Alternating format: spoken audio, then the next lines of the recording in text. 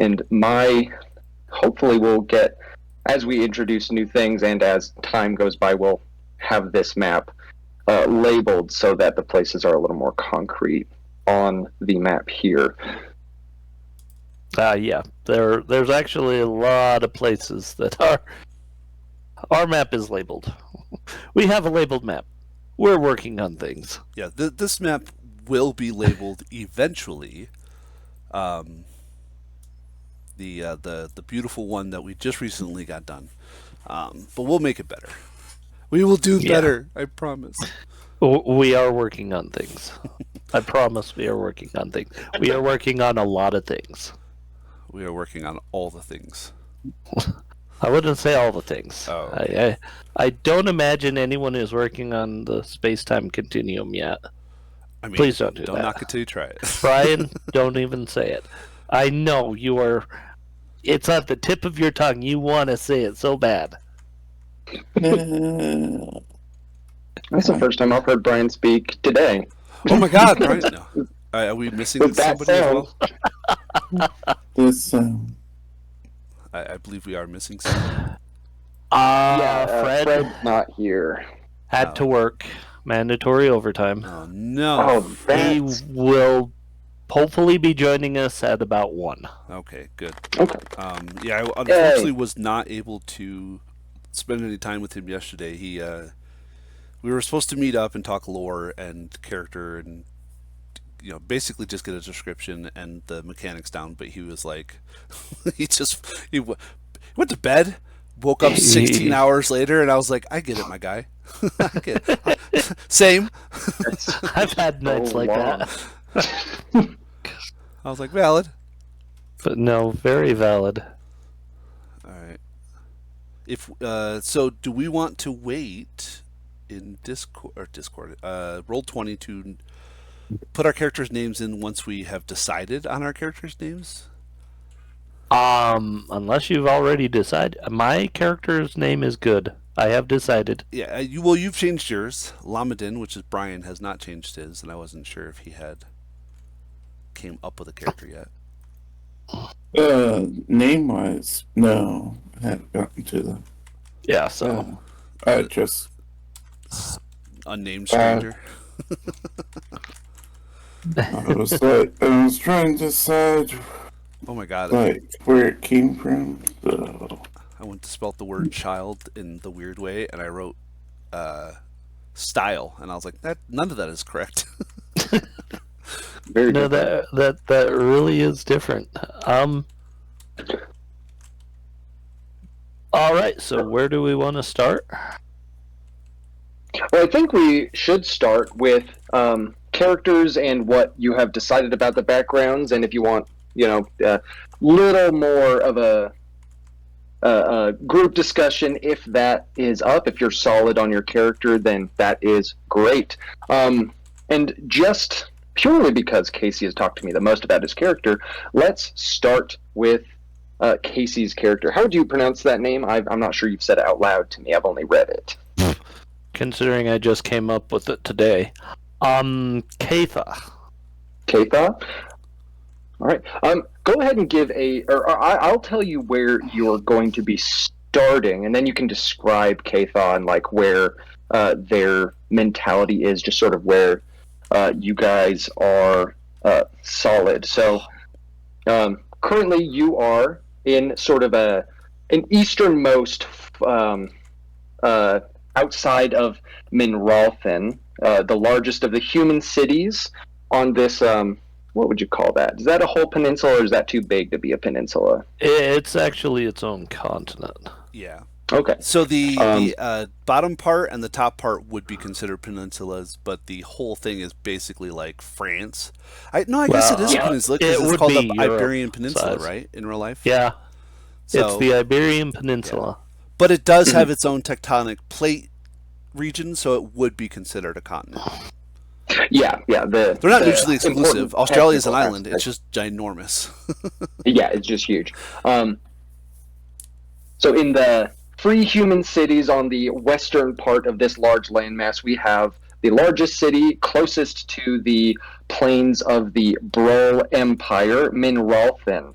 a huge city that is home to the two very important institutions of the College of Ingenuity, where people invent new things and are coming up with new clockwork technologies, and then the College of Magisters, which is more obvious in where that is where people come to learn big magic, very prestigious old traditions in the College of Magisters. And on the eastern side of that, you have a lot of smaller settlements, just sort of like transitioning from the big city to the farmlands and into sort of a line of forts. And currently, Cathaw is on the outskirts east of the fort of Linnea, which is a fort that sort of stands in like these hills and like copses of trees. And it is basically, you have that fort, the walls of it. Historically, it starts out as just a fortification, and then as the years go by, with consistent tension with the Brawl Empire to the east, encompassing a large portion of that larger landmass, it sort of just becomes its own city to support the people that live there, to defend it. And in the current state of things, it has been quiet for a few years, but recently there have been increasingly more skirmishes between the military of Minralthan and the Brawl patrols that go along that side of things. From the side of that fort, you can basically see the Brawl fort, like with a spyglass. The guys that patrol that wall in the fort of Linnea, they have like names for their opposing people that are the Brawl people, that like basically they're just two forts and then like a large like mile of like roads and trees and hills, but like you can see from the top of the forts the next town where it's mostly Brawl people, and on the Minralthan side of that line, it is mostly human people. And currently, Cathaw is up in the hills of that area looking for a plot, sort of planning ahead to build the church dedicated to your deity, which I have, Philandreth, the deity of the cycle of life and death. You are there with a stonemason who is on their way to try and become a master, so they're willing to work cheap, basically just building out their portfolio as an architect and what's the word? Like an area surveyor. Like people in the center of Minralthan, like land is really expensive and like permits are hard, but way out here on the east side of things, where it's more dangerous and less populated, you're like, I could get a church there, and these people need the help better anyway.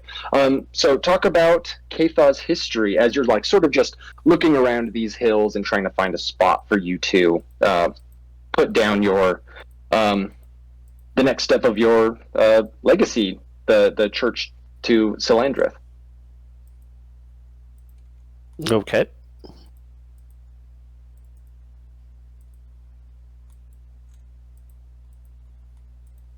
All right. That was a lot.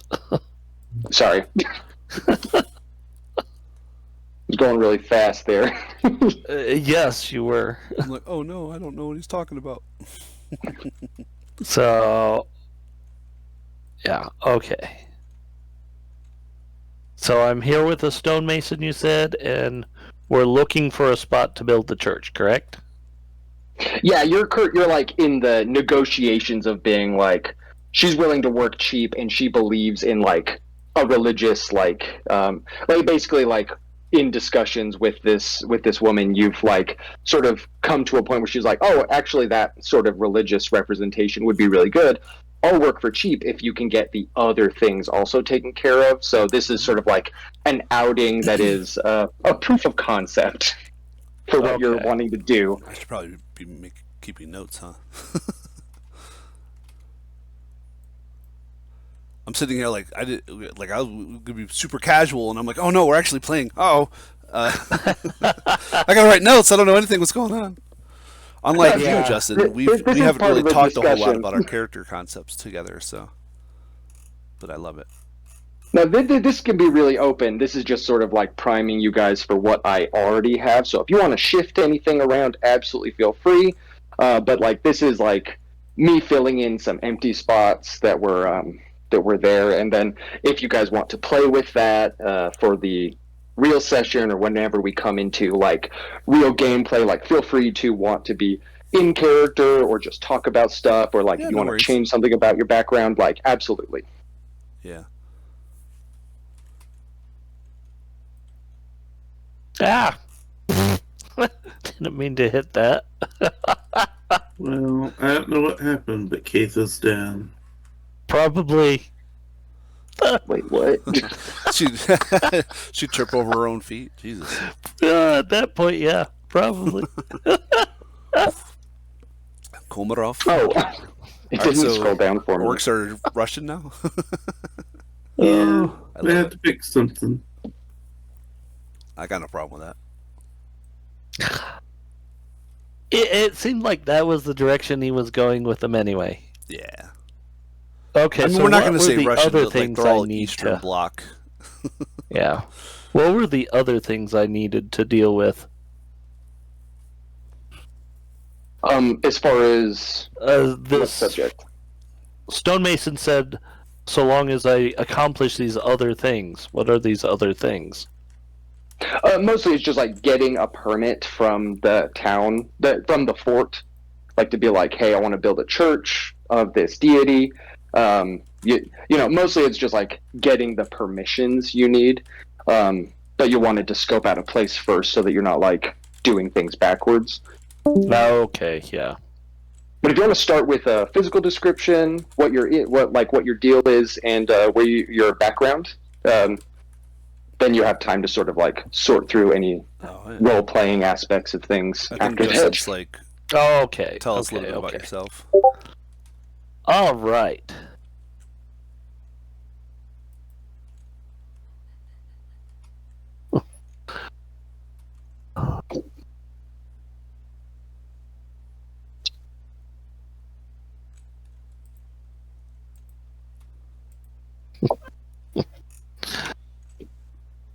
Oh, cool.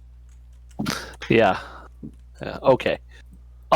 So physical description. She is a reptilian Varst. She is probably close to effectively 6'8", although none of the Varst stand up straight because they have the tail counterbalance, so they lean forward, probably at a 10-15 degree angle. She is green scaled with black spots. A very unique thing is that over her left eye, the black spot encompasses all of the skin around her eye as well. So she doesn't have like the pink you would expect. It's just black. The eye is not black. The eye is normal colored, but the skin is all black.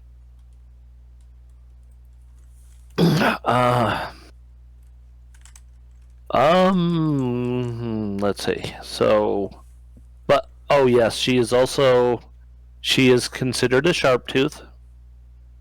I tried for so long to not use that word for the very reason you think, but I couldn't come up with anything better, and it's the most apt description. So yeah, she has kind of an elongated jaw with really big teeth. Very cool. And yeah, Oh man. Oh, she's kind of scary looking. Did you comment about her emblem? Yes, we've talked about Okay. it. I That's wasn't. correct. I'm sorry. I'm looking at the image that we have unofficially, and I love it.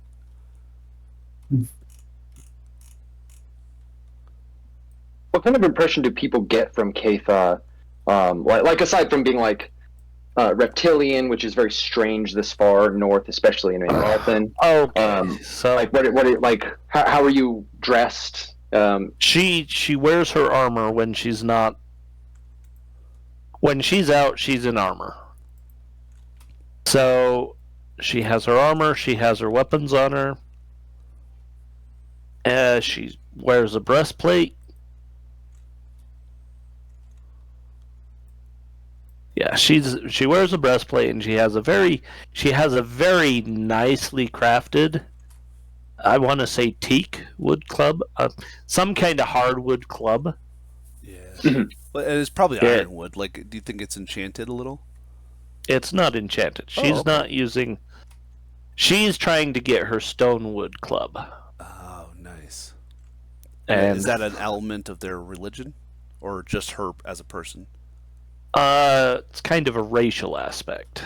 Since Restrov has these trees they call stonewood trees. They're huge kind of trees that it's better to almost say they look like a giant grayish wart on the land with big branches coming off of them. Okay. And they're actually harder than ironwood. Nice. In fact, they never cut them down. They harvest branches off of them using magic to sever the branch without hurting the tree. That's very cool. And stonewood is extremely tough. Sure. Varst actually don't do a lot of metalworking. They can, but they usually use magic to carve and shape bone and wood. So a lot of what they have is made out of bone and wood.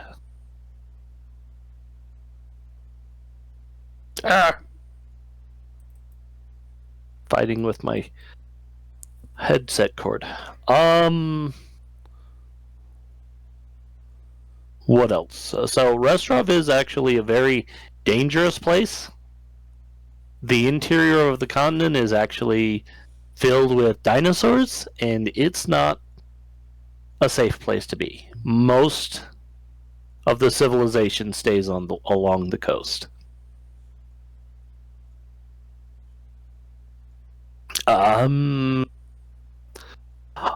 She is kind of herself a very... What am I thinking? Thoughtful. She is thoughtful. She usually has a contemplative look on her face. Okay. If you can figure out what a contemplative look on a lizard looks like, but she's... Yeah. I was like, Tim was like, I have no idea what you're talking about. Yeah, so... But yeah, she's usually... she's thinking a lot. She's in her own head most of the time. I love it. So like kind of reserved, not like she's very reserved. She's like going over scenarios in her head all the time. So she's in her brain a lot. She's talking to herself a lot, and she probably talks to herself from time to time, just thinking out loud. But yeah, she's generally quiet and reserved. When she does talk, you're like, oh, you're probably she sounds a lot smarter than people give her credit for. Okay. I mean, she's always quiet, so people just kind of think she's big. She's big. Yeah. I mean, 6'8", and I mean... Yeah, 6'8". She's about 6'8". Jesus, yeah, she's 2 feet taller than I am. Does that include the tail? Well, the tail is not bipedal, included in height. Yeah, that's just how tall she stands. Yeah, she's probably like 8 feet with the tail if you're nose to tail. Yeah, that's awesome. Yeah, if she lay down and stretched her tail out, yeah, she'd probably be close to 8 or 9 feet long. That's cool. I'm digging it. And would you describe Restrav as... How would you describe the climate of Restrav? Like, the climate is fairly hot. Oh, so that would be one thing I would say. even though she's a lizard, she is warm-blooded, so she's not affected by cold weather differently than like anyone else. She would put on furs and stuff to keep herself warm. They don't hibernate or like They don't hibernate, anything like that. They don't have a cold stupor. They are active at all times. Dang it, Justin. Because I just can't think of how that would intelligence would work with a cold-blooded creature. What do you mean? I can't. The amount of energy it takes to keep a high-functioning brain. That is correct. That's I just can't. The brain uses per BTU. The brain uses more energy than any other organ in the body. And I can't just recognize cold-blooded creature. that. The skin actually does because it has to regulate thermal stuff. Yeah. And that's why I can't see her or her race as cold-blooded. And that's more than reasonable. That actually might be something that they themselves use to like delineate themselves from like quote unquote evil lizard type creatures, because they would be cold blooded. You know, it's like we're better than them. You know what I mean? It doesn't have to. I know we're still working lore out a little bit. Let's dive a little bit into Varst physiology. Varst are born from eggs. So, as female as she is, if you're not Varst or very familiar with Varst, you have no idea. She does not have any of the mammalian secondary sex characteristics. She's just this big lizard thing. Right. Well, then they wouldn't, because they're not mammals, so yeah. Yeah, they don't. She lays an egg. Well, she'll lay 3 to 5 eggs when she lays eggs. All right, so I as a biologist, I have to ask: are they pre-fertilized or are they post-fertilized? Oh yes, they have to be pre-fertilized. Okay, cool. So they're like snakes, but they don't give birth to the live. They give birth they don't to give the birth eggs like to turtles. live. Okay, cool. They do require pre-fertilization, so they can have sex, but sex is not a huge thing in their culture. Sure. I mean, she only comes into, the best word I can say is heat, every 5 years. Estrus, yeah. Yeah, so it's awesome. Not. Sex isn't a big thing. Varst don't get married. Marriage is not a thing in their culture. They'll choose a mate, they'll mate, they'll stay together for about 10 years to raise the young to where the young can go into an apprenticeship, and then the male and female just split and go their separate ways. But they do take care of the young for an amount. They take care of the young. Let's get into that. Yeah, I was like, the young, when they hatch, are little carnivorous monsters. There's no better way to say it. They are little carnivorous monsters. Will they attack each other? They will not attack Varst. Okay. So they have an innate instinct to not attack their own. Cool. Unless they're starving, and the parents will keep them from starving. Yeah. I was going to say, they're not opportunistically cannibalistic. No, they're not opportunistic. All right. They can be cannibals if they're starving. Sure. Just like anything, yeah. Based on desperation. Yeah. Desperation, yes, they become cannibalistic, but they will absolutely attack anything that's not Varst. So, very cool. The Varst tend to make... In Varst cities, they still have their own areas that they wall off to raise their young. And obviously, there's going to be those idiot thieves that think this highly fortress defensible spot is treasure. And then it's just always like, no, not the treasure you want. That's our young. Leave them alone. They will eat you. That is a pen full of a bunch of alligators with thumbs. They will kill you. Yes, that's exactly it. And they tell people that, no, that's where we raise our young. They are aggressive. Stay out. But, there's always those people that are absolutely convinced that, no, that's full of gold and silver and jewels. a sign that says "Beware of children" is ignored. Exactly. And their sign that says "Beware of children" is for your benefit, not the children's. Yeah, like it's like when you drive up behind someone that says "baby on board." It's like, no, they're not worried about you being careful around them. For the baby's sake, this is for you. Yeah, very much. This is for you. Varst are very religious in their culture. They don't have a nation per se. They generally have independent cities, but very theocratic. And is there a pantheon, or are there like a primary deity? There are several deities they follow. Okay. Selendrith is their favored, but they also follow. Oh, I need to pull that up now. Yeah, I know you got names for everything, and polytheistic. I've got names Are for they a lot. Animist in a way, like shamanistic? They're not shamanistic. Okay, no. cool. They're much more, I would say, Catholic. Oh, look at that! Everybody than on anything. Twitch getting to see our Google Docs. Oh, they shouldn't. Oh, that's yeah, right. You have to pull the window out so that it's the only window. It was supposed to be on the other side. No, so tabs will count at that window. I know. You have to pull it and make two separate windows. I know. Okay. I've got multiple windows. It just went to the wrong side. That was the problem. It went to the wrong side. That's fine. Okay, it's in the right side now, so I can look. Oh, and I just had this. So, like, yeah, they pay some service to Sylvarna and Aaron, the twin gods, the god of civilized lands and the god of farms and farmland.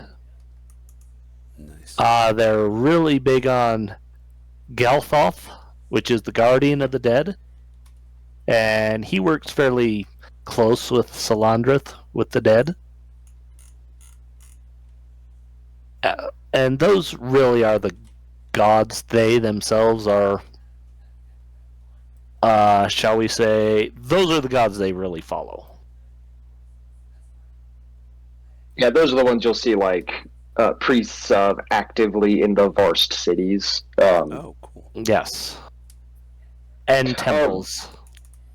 Yeah, would you say any of the, you don't need to list, like, all of the cities I know that are on this map, but would you say the cities focus on a particular deity, or is it more like there's just the general respect of it everywhere, and whoever's in charge can, like, sway that in real time? Yeah, they usually have a council of high priests in a city, usually of several deities. So they don't have any democracy. The church is pretty much going to run them. But it's not a singular church. It's more not like a singular. It is a usually conversation between those leaders. Yes. Yes, it is a conversation between religious leaders. So, but yeah, those are the four gods that the Varst are very in tune with.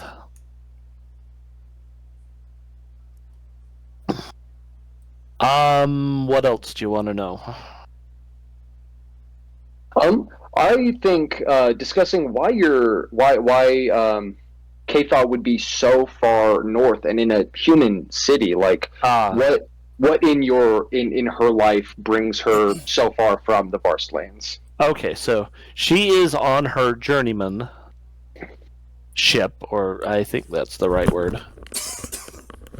And she has decided that she wants to go see these war-torn lands and, at the very least, bring comfort to the wounded and dying. And any healing she can add. But she's doing it as very much a neutral party. She is not siding with Mineral Fen. She is not siding with Brol. She is there as a representative of her religion. And this is her hope is that she does enough here to earn a right to win a stonewood weapon. And cool. that is the first stage in her journey. Her first real goal. And is that something that only like people intending to become religious leaders go through, or is that like a cultural thing? Like you leave and you go do something, and then you come back. Like you said, it was a cultural thing to get the stonewood weapon. Is it just religion is the avenue for you to do that, or is that option only available to people that are in the leadership or in the sort of veins of the religion? Like if you're someone. Everyone will try and figure out their own path to it, and it can be many things. Like a lot of warriors will actually go into the interior and try and kill something like a T-Rex or an Allosaurus, and that's a big trophy, and that's by deed. Okay. She is doing hers as more of a by rights than by deed.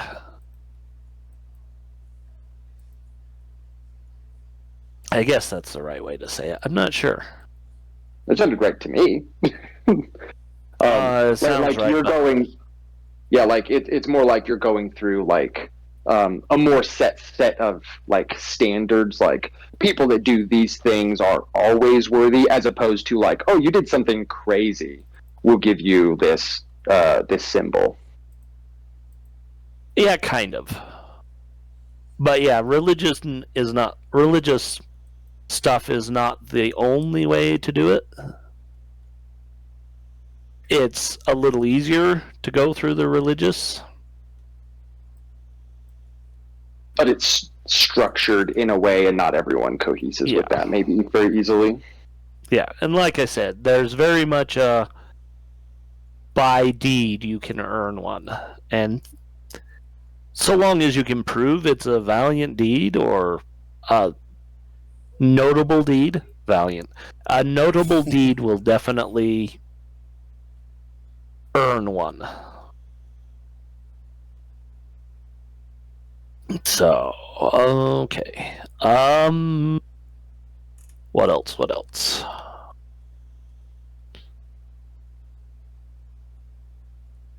But yeah, they do prefer to stay on their continent because even though they're warm-blooded, they like warm regions. They don't have fur. They don't have good protection against cold. Yeah. The word Varst in their own language literally translates to mortal and doesn't mean anything more than mortal. Which makes it kind of weird when they're talking about others, because when they talk about like dwarves and elves and orcs and that, they don't have any word beyond mortal to represent them, so they just kind of add a descriptor to the word Varst to describe someone else's race. But it's still just calling everyone you're mortal. Okay, so even their terminology is, correct me if I'm wrong, but like that's almost from Go a differentiation between gods and other things. Yeah. And that is exactly that.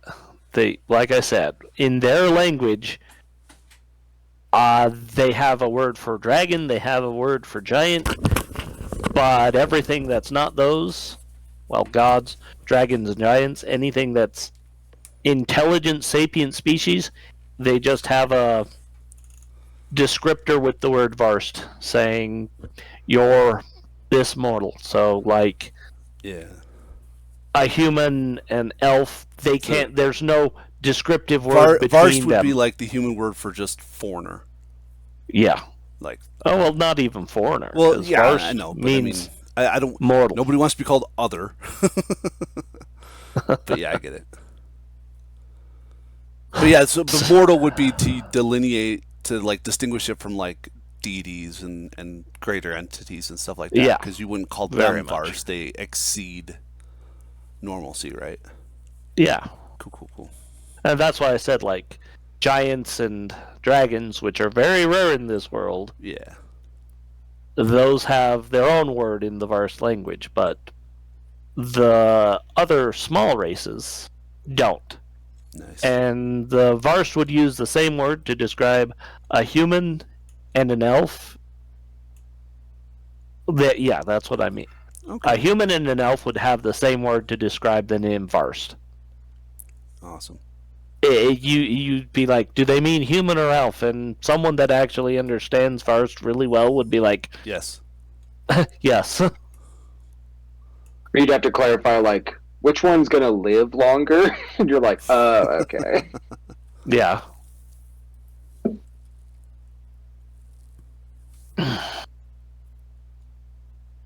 All right, I think that's a good place to jump off to another character, and and the set placing I had for like where you are, we can talk about that. That's just a place to start from, so that you know where like I'm setting things up. Is like, like this doesn't need to be an instance. It can be like over the course of like an amount of time you've been going out and like looking at spots, trying to find a spot that fits, both logistically, like what do you think you could get away with for like cheap, or get like free backing or whatever, but then also something that would feel spiritually correct as well. But with all that, having met Kathal, we can move on to who wants to go next of the other two we've got going on. So I think I have the character more planned out, and I think Brian has the lore more planned out for his concept. So, do you want more of the character, or do you want more of the backstory? Because neither one of us have the level playing field that Casey has. I'll just do Anthony as odds and Brian as evens. Anthony, you're up. All right. So you're just to set where I'm going to be starting from you when we eventually play is what we talked about is your character is here sort of like as a, but both as a sense of education and like trade, intellectual trade with the city of Minralthan, and also as like an emissary and a student, sort of coming in here and looking at the engineering they're capable of. As far as I remember, most of the lore wise, they're up here in this area is Brone, or where the labyrinth is.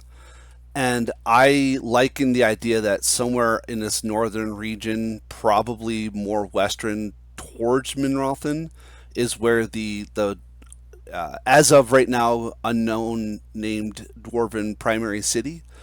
So they went away from the labyrinth, or broke free, or whatever the lore is, and established our own region. And then there are small pockets of like dwarven cities wherever there are like they're much smaller in scale and scope. But that's where the primary city is, and then all dwarves, effectively, again, names are ubiquitous at this point, but all dwarves, like in Scandinavian regions, have to do like the home guard, where it's a minimum of a decade from young adult to maturation, where you learn the tactics, the lore, why we still fight against the quote unquote evil races, and we don't, we still uphold certain doctrine and dogma, but we're also fostering relationships with the other humanoid races, the quote unquote races who are helping us against the battle with the. Have we established demonic forces, basically, or just evil races? There are definitely demonic forces. Correct, but I'm trying to remember what, because we have the quote. I don't remember what her name is, but the overall bad guy girl. We don't actually have a name for her yet. Oh, okay. But there's a dragon who counters her, and then she has her own forces, basically trying to get in. But they've also disseminated across the world, right, to a degree. Yeah. Yeah. So She is a demon lord, so okay, okay. I didn't want to say words and be wrong in the lore because I haven't actually read the 14 to 20 pages we have written out yet. I've read some of them, but obviously not all of them. So yeah, so there's either 5 or 7 casts of dwarves, i.e., like in other games, there's the clans, and they each kind of represent a aspect of dwarven culture. So, like other clans would have other races would have like the healers and the magic users and the fighters and the whatever. It would kind of act as a natural delineation between the subgroups. The dwarves have like there's the crafters, there's the inventors slash whatever, there's the miners, there's the refiners, there's the merchants, there's the clerics, there's as other cultures and prototypical dwarven cultures would have, and that's also. Do the casts have different levels of authority, or are they just specializing for the purpose of efficiency? Yeah, so there are 2 overcasts, and they are considered overcast or upper caste, and that's the mercantile, because that they're responsible for education, accumulation of wealth, distribution of social graces, and then the aristocracy, which would be like the nobility, the senate, the councils, probably the people of religious authority would be included in that. And there is a genealogical like. I almost said theocracy, but that's not correct because they're not overly religious. It's I can't think of the word, but so there's an oligarchical part of the mercantile area of peoples, and then there's the political aspect, and then there's like a figurehead. But there is there's a queen and king in England. There's a queen slash king. There's a oh my god, a royal line. I couldn't think of the word royal. How could I not think of the word royal? There is a royal line, and they do have authority, but they are largely a figurehead in their Senate Republican style. Every cast has a parliament member. So every cast has a vote, and then the royalty basically acts as the vice president, where if there's a tie, then they get to break the tie. Okay.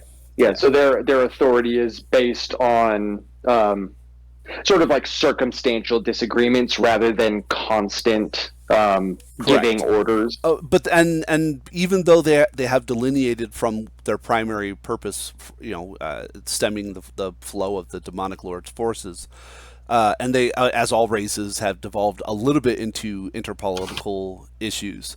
Largely, the key dwarven codex is it has to benefit everyone. So, I don't want to use the term communism or socialism because those are very broad and very point-based talking points, but there's no poor dwarves unless they opt to do so. Like there's every dwarf will feed another dwarf. There's social decorum for how you treat guests, or social decorums how you treat foreigners, or social decorums like when you do a barter, you're not shystering anybody. There has to be there's a minimum, like there's a minimum wage in the city. There's a minimum, everybody gets like there's a soup kitchen in every corner type mentality. But there is an accumulation of wealth, and it's just you're also, if you are rich and you distribute your wealth to knowledge and artifice and crafting and investment and whatever, you're putting it back into the community, so to speak. So, that's the word. So philanthropy is rewarded, and you can get elevated for philanthropy. But if you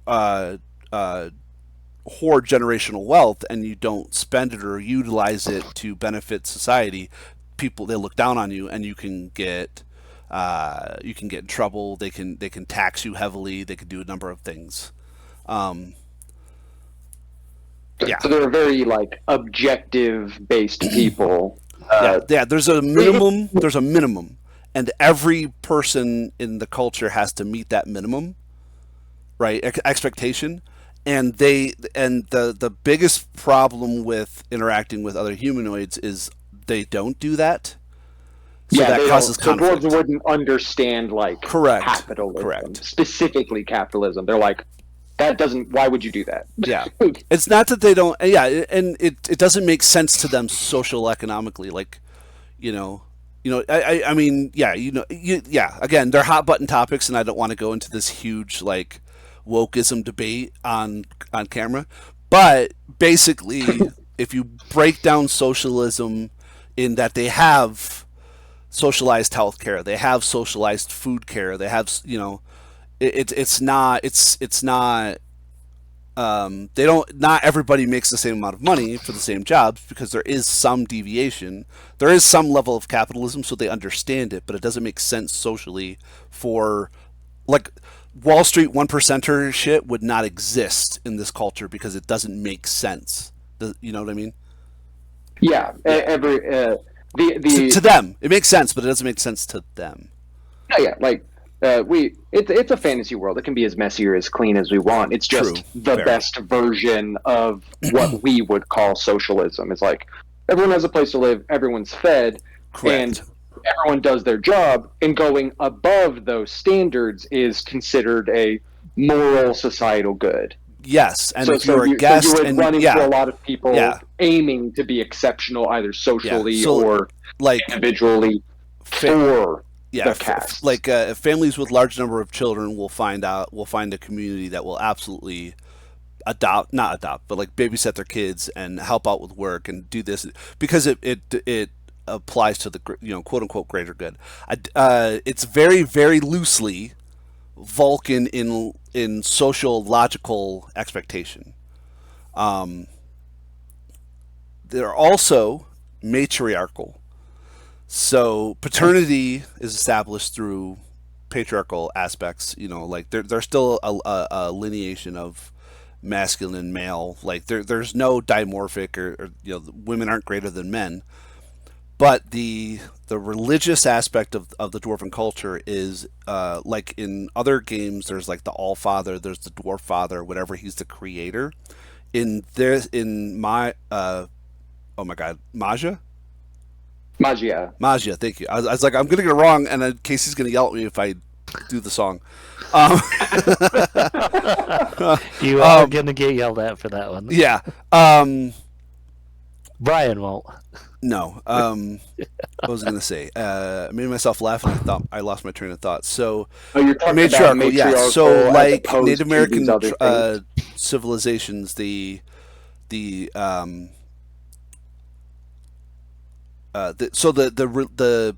darn it, the religious aspect. Thank you. I was like, I couldn't think of the word.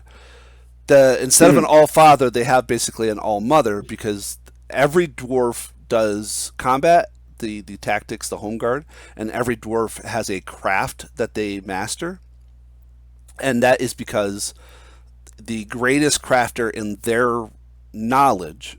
So to them, the strongest, most evilest creature is a woman. The strongest, most greatest dwarf is a woman. As every dwarf reveres their mother, so their all creator is a woman who gave birth to the dwarves through her womb, etc., etc. So. Women may not always have the money or the authority or the whatever, but there's definitely like a crone on every like the oldest dwarven woman would have every right to walk into every single Republican meeting and be like, this is my opinion.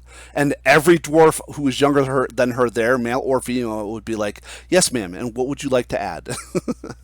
Yeah, like they're all guaranteed a voice. Correct. Well, and like the oldest dwarven woman would absolutely have the right to interfere with whatever because her age and her wisdom and like I've given birth to 50 children and whatever that would be, you know what I mean? Like it's not established in hard writing or anything like that right now, but like that, you would not like in Japanese culture and Chinese culture you venerate the old, but in dwarven culture specifically, old wise women could do whatever they wanted, and nobody would see it as a slight. Yeah, you know. And honestly, they like the idea of like have crazy old women in like human society, like, oh, they're crazy and witches and they're that, dwarves would be like, oh, listen to her, she might be onto something, you know. So, and that's they're like, give that the same weight you would give anyone else's. Correct. Like your king said that, but his mom said what? Oh, yeah, interesting. Okay. Excuse me, I burped. So yeah, so that's a huge part of their culture as well.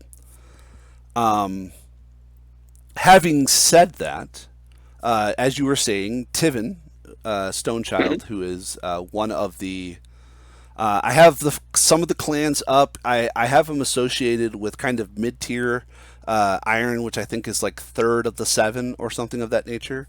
I have a word for it. I have a dwarven translator that kind of plays around with the terminology, the word I saw was qua.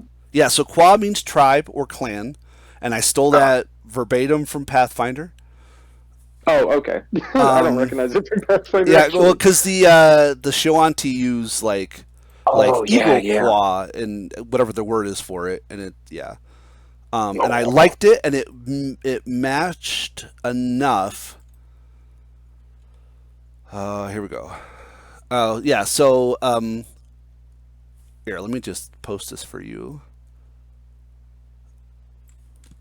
I started this. I think we were talking, and this is what I posted for you specifically. Yeah, so Qua means clan tribe. He is of the Iron tribe, so Ornzarqua,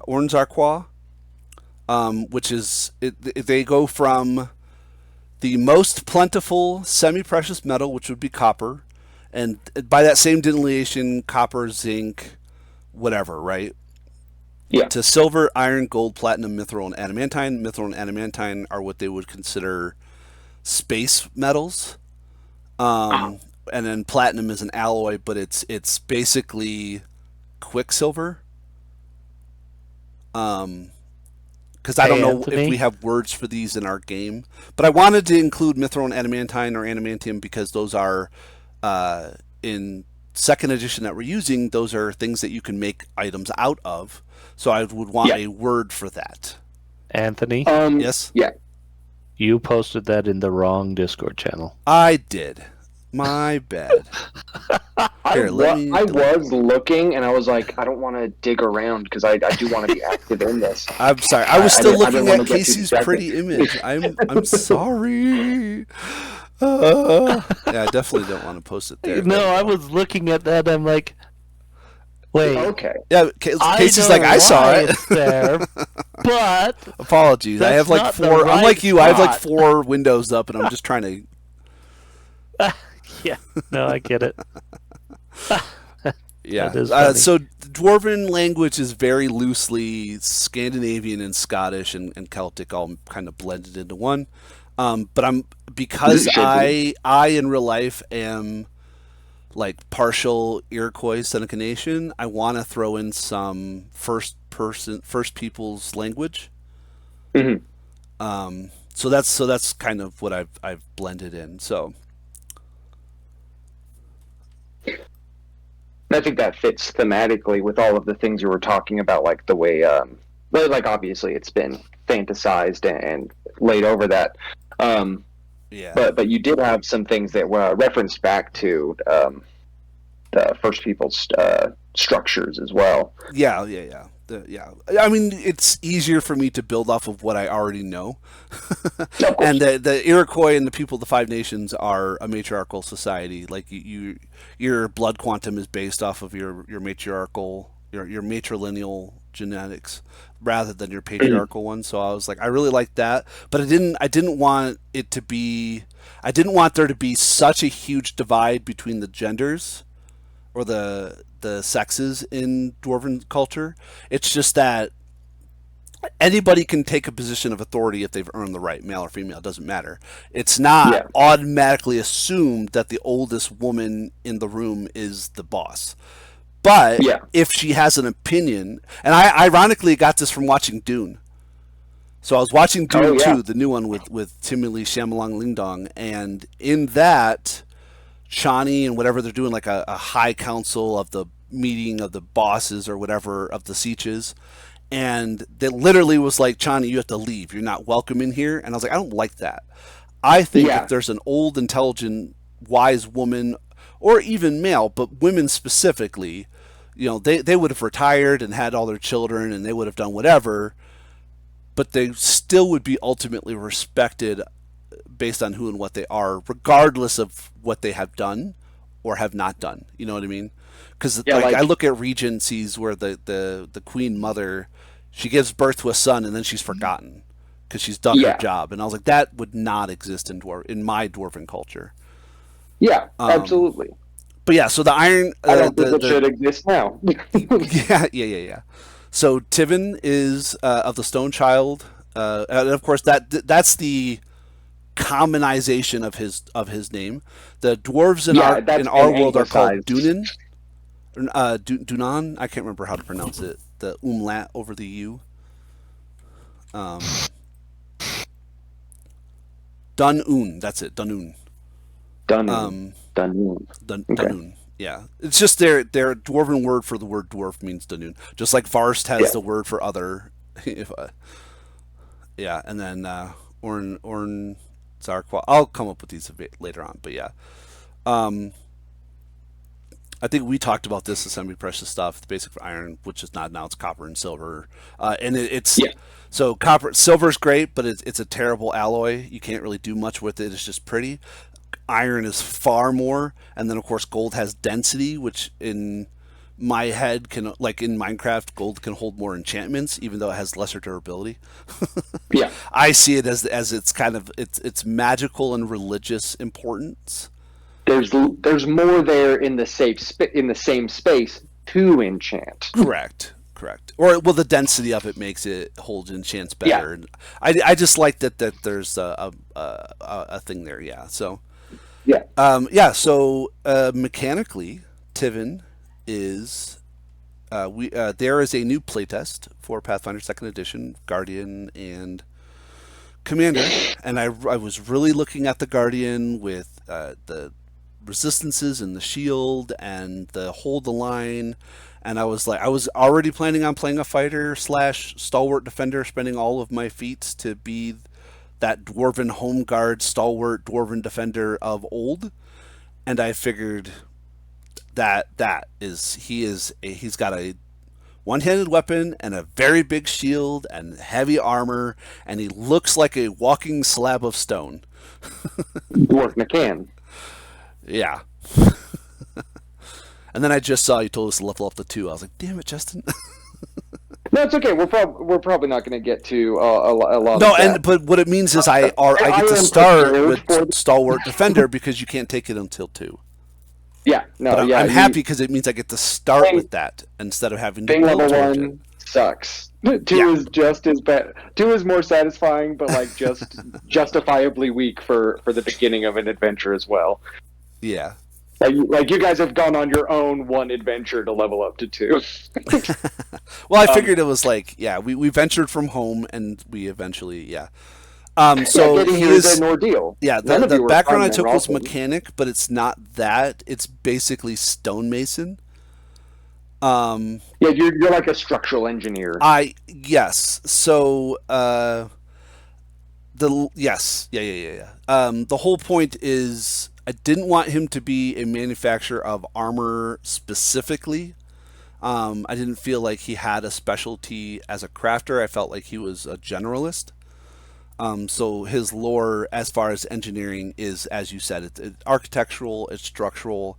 It's really just knowing keystones, and the whole point of it is that hold the line mentality. That if he looks at a gap, he knows the perfect place to stand to garner the greatest defense of that area. So if he looks at terrain, like he'll know if he can circumnavigate it, or if he can walk up it, or if he can fortify it. I don't know what that lore would be, and we'll work on it together for our character ideal. But that's what I wanted to go with. That's Yeah, I know it's so you're generalized.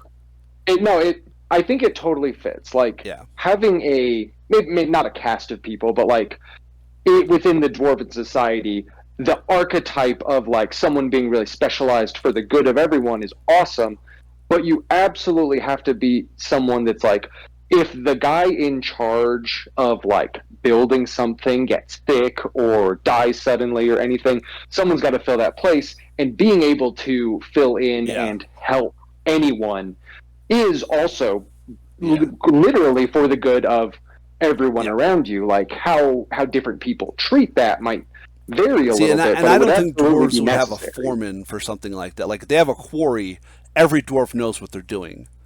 There doesn't need to be a guy sitting in a box telling 10 other guys what to do. So, like, you know what I mean? Yeah, yeah, Yeah, every dwarf should be able to pick up the flack. I'm sorry. yeah. They're really good at reading a room and being like, well, everyone's doing this. Either it's full or it needs more, and you can react to that, and nobody thinks that's Right. Yeah, weird. and there are people who know more. Right, but like you said, like there doesn't need to be what's the terminology, like administration. Yeah, There's definitely a cast that does that predominantly, but they're just really good at genealogy and writing up lists and making schematics of you know what I mean, yeah. like It's like like they handle the bookkeeping in all yeah, subjects yeah. But they're of still a your dwarf, society. and they're still viable at like I said, every dwarf has to do home guard, male or female. And that's a decade. That's minimum a decade of you are 40. Okay, so for the next 10 years, you go off and you learn our shield tactics, our hammer tactics, our minimal amount of firearm black powder stuff that they do with the clan pistols. I know that we talked about there being a very small number of innovations and firearms, and that's awesome. But saltpeter and sulfur and things are all things they have access to, mining and demolition. So there would be a very proto firearm. Like maybe they're more just hand cannons, like flintlock hand cannons, than actual like guns. It's Viable, just in the process of valid, being correct. refined. But there's something there. Yeah, yeah. Yeah. No, they um, definitely have means to blast things and the cultural knowledge to do that. It's just like, how do we make it so sometimes it doesn't blow your hand off? correct. Like, we're trying to make it safe for the user more so. We can Yeah, make anything blow up yeah. if we try hard enough. Um, Talk about Tivin, like his personality, like when he enters a room, and like how to like just like physical things as well, and yeah. So like the if you two want to things. expand on why he's in Minralfin as well. Absolutely. Well, so we can do that one really, really quick. You have the College of Ingenuity, Hmm. and like I said, every dwarf has to do home guard, and every dwarf has to basically do pretty much amounts to what Casey was talking about with Kaitha, the It's like a wandering, coming like of age sort of. yeah, like it's good if we do for the culture, but also it's better if you go out and interact with the people. So they have to do at a minimum before they come back and kind of get their position in their culture, their society. They have to learn, and the goal is to go out and learn something and teach and bring something of value back, knowledge wise. So Mm. it literally foundational. So every stone and is you have stone, and every dwarf is a stone, but the knowledge and the people and the friends and the relationships that we make becomes the mortar that holds the stonework in place to create a foundation. This is going to be such a common trope for Tivin and the dwarves in general. Again, they have to. They know, dwarves know that they themselves cannot be the only line of defense against the demonic forces. They cannot do it alone. They will not do it alone. So they have to foster good relations with everybody. And that's like when originally I was thinking of playing a champion, I was going to go with the redemption aspect, because every dwarf would be less about vengeance and more about redemption and things of that nature. Even against the, unless you are the queen of demons, you can potentially be redeemed. So the dwarves go out, and whether it's 1 year, 5 years, or the rest of their lives, because some dwarves really get into that lifestyle, and that's their whole shtick. They just go out and they foster good relations. They bring information back. They bring technology back. They bring people back, even, because again, the way that they're if they find an orphan, they're going to adopt that orphan or do everything in their power to see that child has the means to survive. Mm-hmm. So that's what he's doing. He's young, probably older than most of the other players, because the dwarves are old aged. Are we going with the established like around 350 for old age for dwarves in our world? So he's done his maturation. He's hit 50, 55, and he's probably been out in the world for a couple of years, because I have him at around 60, 58 to 63. Which to me, I think if I divide that in half, puts him at about a 30-year-old human age. So the first third of his life. Yeah. So. Yeah. So Katha Varster also, they'll live to be about 200. So Katha is actually about 35. Good. So they're approximately about the same age as well? maturation wise. No. They'll hit a maximum height. Okay. Oh no! But again, they don't it's like shed the and just get bigger. No, they don't just shed and get bigger. And like I said, they're warm-blooded, so as they get bigger, they just grow more scales as their skin expands. Nice. Okay. So they don't actually even shed. Yep. So they fostered get a crackly exchange program with Mineralthan, the College of Ingenuity. Potentially, it wouldn't be a 1-for-1. Like, he wouldn't come there and have somebody else go back to, quote unquote, insert name of Dwarven's main city now. Mm-hmm. But I'm sure Mineralthan probably has a Dwarven embassy of some kind, or something like that, and it would be I don't want to say expected, but it probably would be expected by Mineralthan that there would be the occasional influx of Dwarven students, so to speak, because at this point it's been probably long enough that they would have established that. So it very well could just be he got a scholarship, and it would be a draw, it would be a lottery, and he just happened to get chosen. Because remember, fairness is an aspect, you can't buy your way in. Yeah. And then he's making the best of it, and it could even be the stonemason lady is it Kaitha? Katha? Katha? Okay, Katha. That's what I was saying. Yeah, I'm trying to remember how to pronounce it so that I don't screw it up every episode. Yeah. He wouldn't work for her or with her, but he could probably have an interest in that. So I don't know what exactly we need to bring us together, but it's a very reasonable, like, you're doing. Oh no, that's good. What is that called? Surveying. That's what I want my lore to be. Surveying. Okay. Because that makes sense, right? That's filling a space in the best way, utilizing the best, and not damaging everything around. That's looking at a cave and saying this is the best way to fortify it. That's looking at land and this is the best way to farm it. That's looking at rivers and the best way to ford it. That's because that would be perfect. Yeah. Yeah, I like that. So effectively he is a surveyor with quick repair, and it's not necessarily, it's basically jury rigging. Like, he's just really good at duct tape and spit. This will hold together long enough for you to get some welding in here. Yeah, until you you know what I'm talking about. Yeah. I don't think you've mentioned what he actually looks like you said, big heavy armor, but is it stylized? Does he have Oh yes. Like if he lined up next to a bunch of other dwarves, what would differentiate him from the other ones? Okay, so the the dwarves have a variety similar to humans. Like there's red-haired dwarves, dark-haired dwarves, and stuff of that nature. Because he is of the Stone Child maternal line, they tend towards like brown rock, gray, like concrete style um, um, peppering of colorization.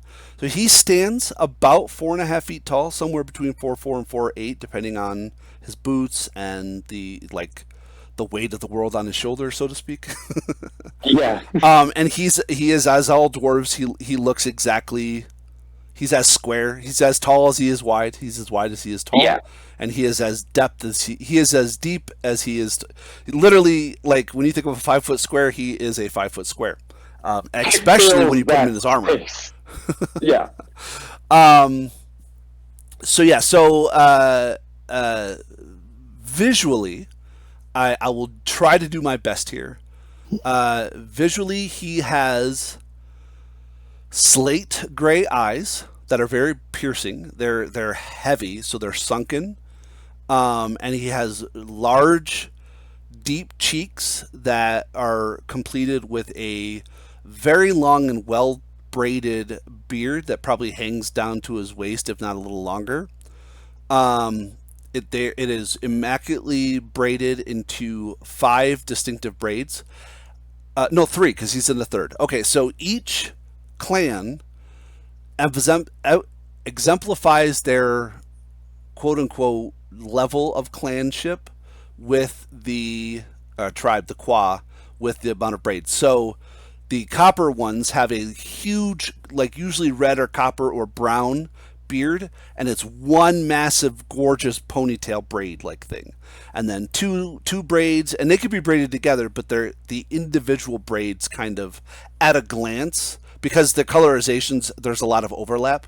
So he has 3 very distinctive braids, and because he's out in public with people, normal people like humans and elves and whatever, they are interbraided together, but the 3 thick braids are distinct. Like you can tell he has 3 braids that are braided together and then capped together at the bottom with a beautiful iron I don't want to say bead, but like clasp to hold it all together. Yeah. Yeah, I think clasp is right. I can see what you're talking about. Correct. And because he has a helmet, he has a full plate suit of stone armor. He has no hair. So he shorns his hair. It's a part of his ritual. Is unlike Native American culture, where the braid, your long hair and braid, are super viable. Dwarven culture is the other way around. So they have tattoos on their head, like runic, and it basically tells again, at a glance, it's the story of their matriarchal lineage. So you can tell from, like, if they are ungarbed, you can, like Maui, you could read stories of some of their accomplishments. And the younger you are, of course, the less you have. The older you are, the more you have. And dwarves of advanced age, which Tivin is not, he's a square, he's not round. They like to gain weight, specifically because their skin, the cellulose does a weird thing. So it expands, but the tattoos don't expand. So, like older dwarves just get more skin to record more space. Oh, okay. Okay. So it's I think I said his hair is like an auburn. Be bigger. Yeah, it's basically like an auburn brown, ruddy color, but he has black and white pepper kind of mixed in. His people specifically look like from a distance, they look like they're made out of marble. So his skin has a pale complexion, but it is speckled with like black and brown, orange freckles almost. Okay. And if you physically touch a dwarf, are they like hard, or are they like? They are stock muscle. Like, they have soft areas, like I'm sure, but imagine like wrestlers like Chris Benoit, like short, 5 foot tall wrestlers who are 5 foot. Like they're just. I mean, the word so they're, like, the word is they're shit brick taut. house, but yeah. Yeah. I have some loose images that I can share, but we're in the process of getting our art commissioned, and I'm designing that now. And I have to get him in armor and out of armor, because when he's in armor, he literally looks like a walking slab of rock. Yeah. Excuse me. But so dwarves, like I said, they venerate their ancestors, especially mothers and older Disir in general. So very common iconography for them, their shields and their armor and some of their tattoos, their runic stuff in general, are faces. So line art faces that resemble like mazes, as a callback. So in their I don't know if it's true, but in their culture, in their mythology, they were the builders of the labyrinth, or at the very least they quarried the stones, or they cut out the ice, or the whatever, right? Yeah. It's part of their teachings. Tasked by the dragon to create like whatever it is in reality. Like in their culture, their teachings, that's why they are so steadfast towards keeping her there and creating walls and working with stone and whatever. If you've seen Atlantis with the Elder Stones, like when her dad dies and his face turns into a rock and it goes up into the sky and all that, they do that. So they carve basically Mount Rushmores, but smaller, in dwarven faces, but it's very, very archaic. It's not like refined. It's not a face. It's not like the dwarven statues in Lord of the Ring. It's very. It's like you draw you carve a face in wood, but it's made out of metal or stone. You know what I mean? Yeah. So their shields look like that, and when their shields interlock because of the phalanx, it's like a face interlocks to a face, so it looks like a wall of faces. Are interlocked, are interconnected. And then we were talking earlier about the little holes, so that would like be in the mouth or the eyes or the whatever, right? Yeah. Think what is it, like a Olmec mask? Like the hidden temple, his face, but a shield. Oh yeah. Yeah. But more. That's about what I was picturing. Oh, fair. Okay. But not Aztec or Mayan. It would be dwarven and yeah. And so stoically, he's a dwarf, but it's their social economic, their social. Stop. They are parasocial creatures. They enjoy a good drink. They enjoy good food. They enjoy working out together. So they, like a very militaristic, but not Spartan. Like they like things, but they like practical things. So they collect a lot of tools. They'll collect a lot of scraps. They'll collect a lot of game pieces. But it's things that they can utilize. It's not, I have a hobby, I collect this thing that just sits on a shelf and does nothing.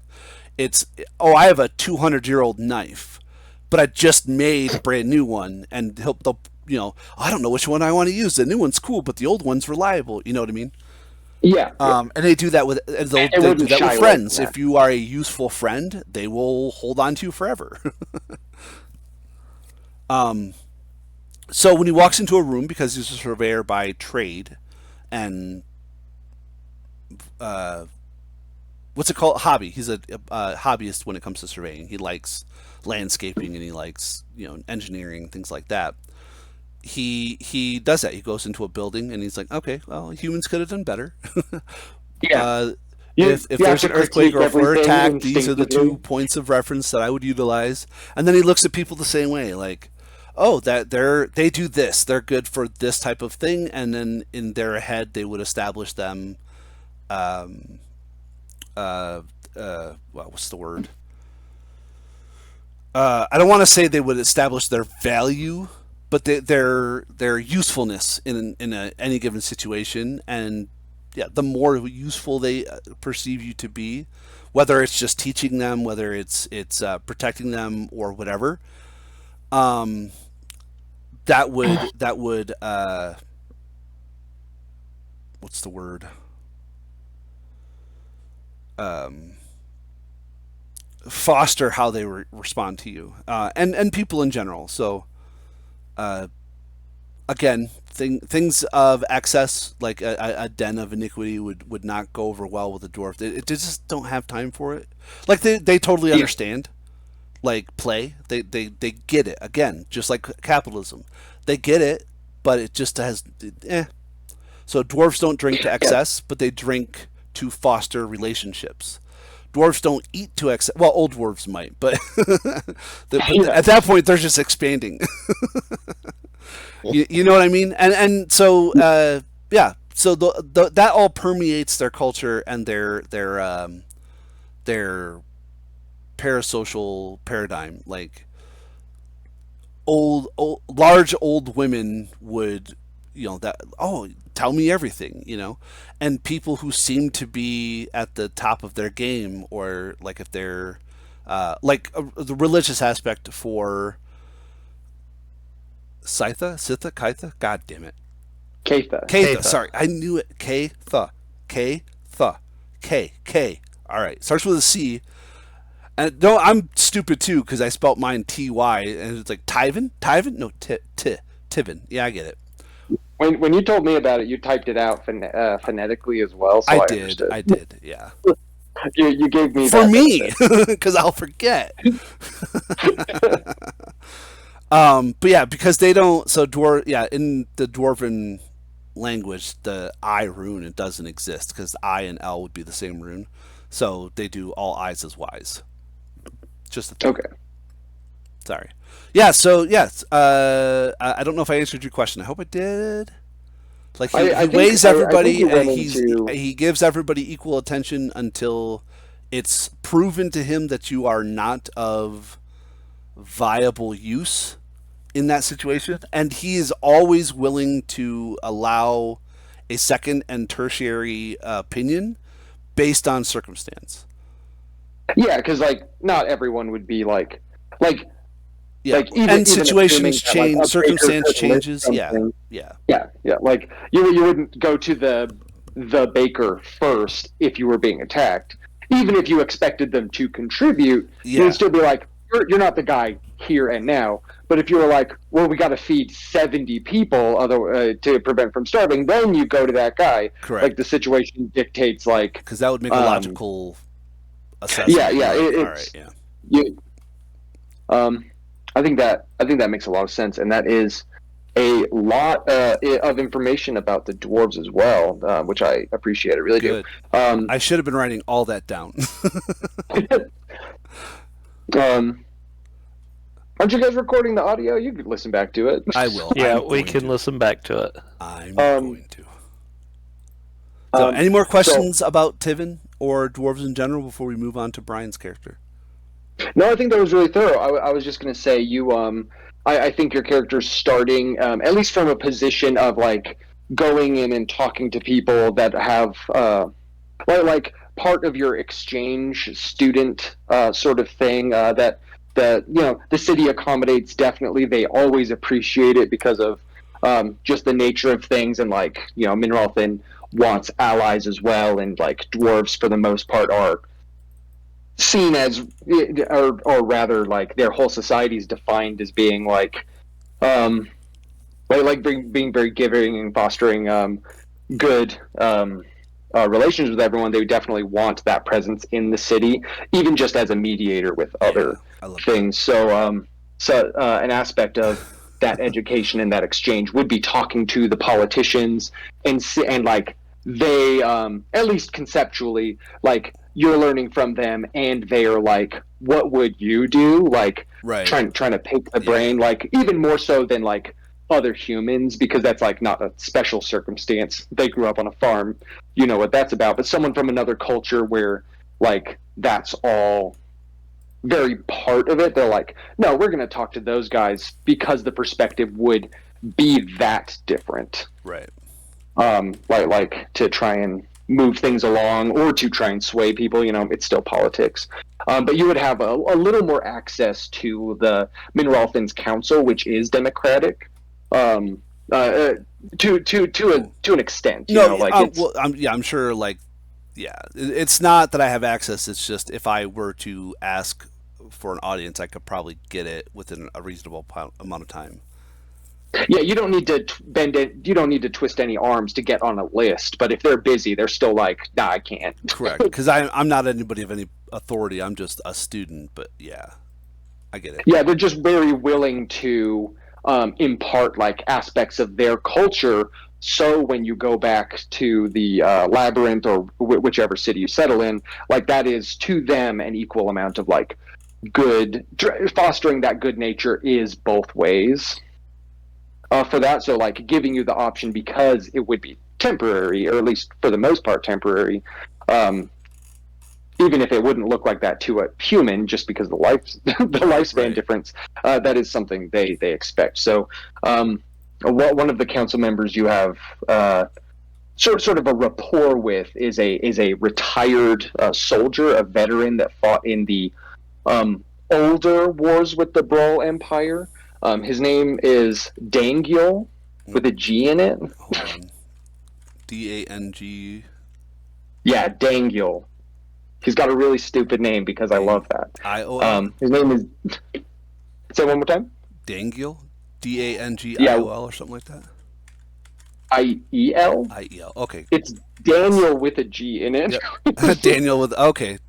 Is the G silent or is it not silent? He's like, no, it's not. Dang. I love it. No, it's very obvious.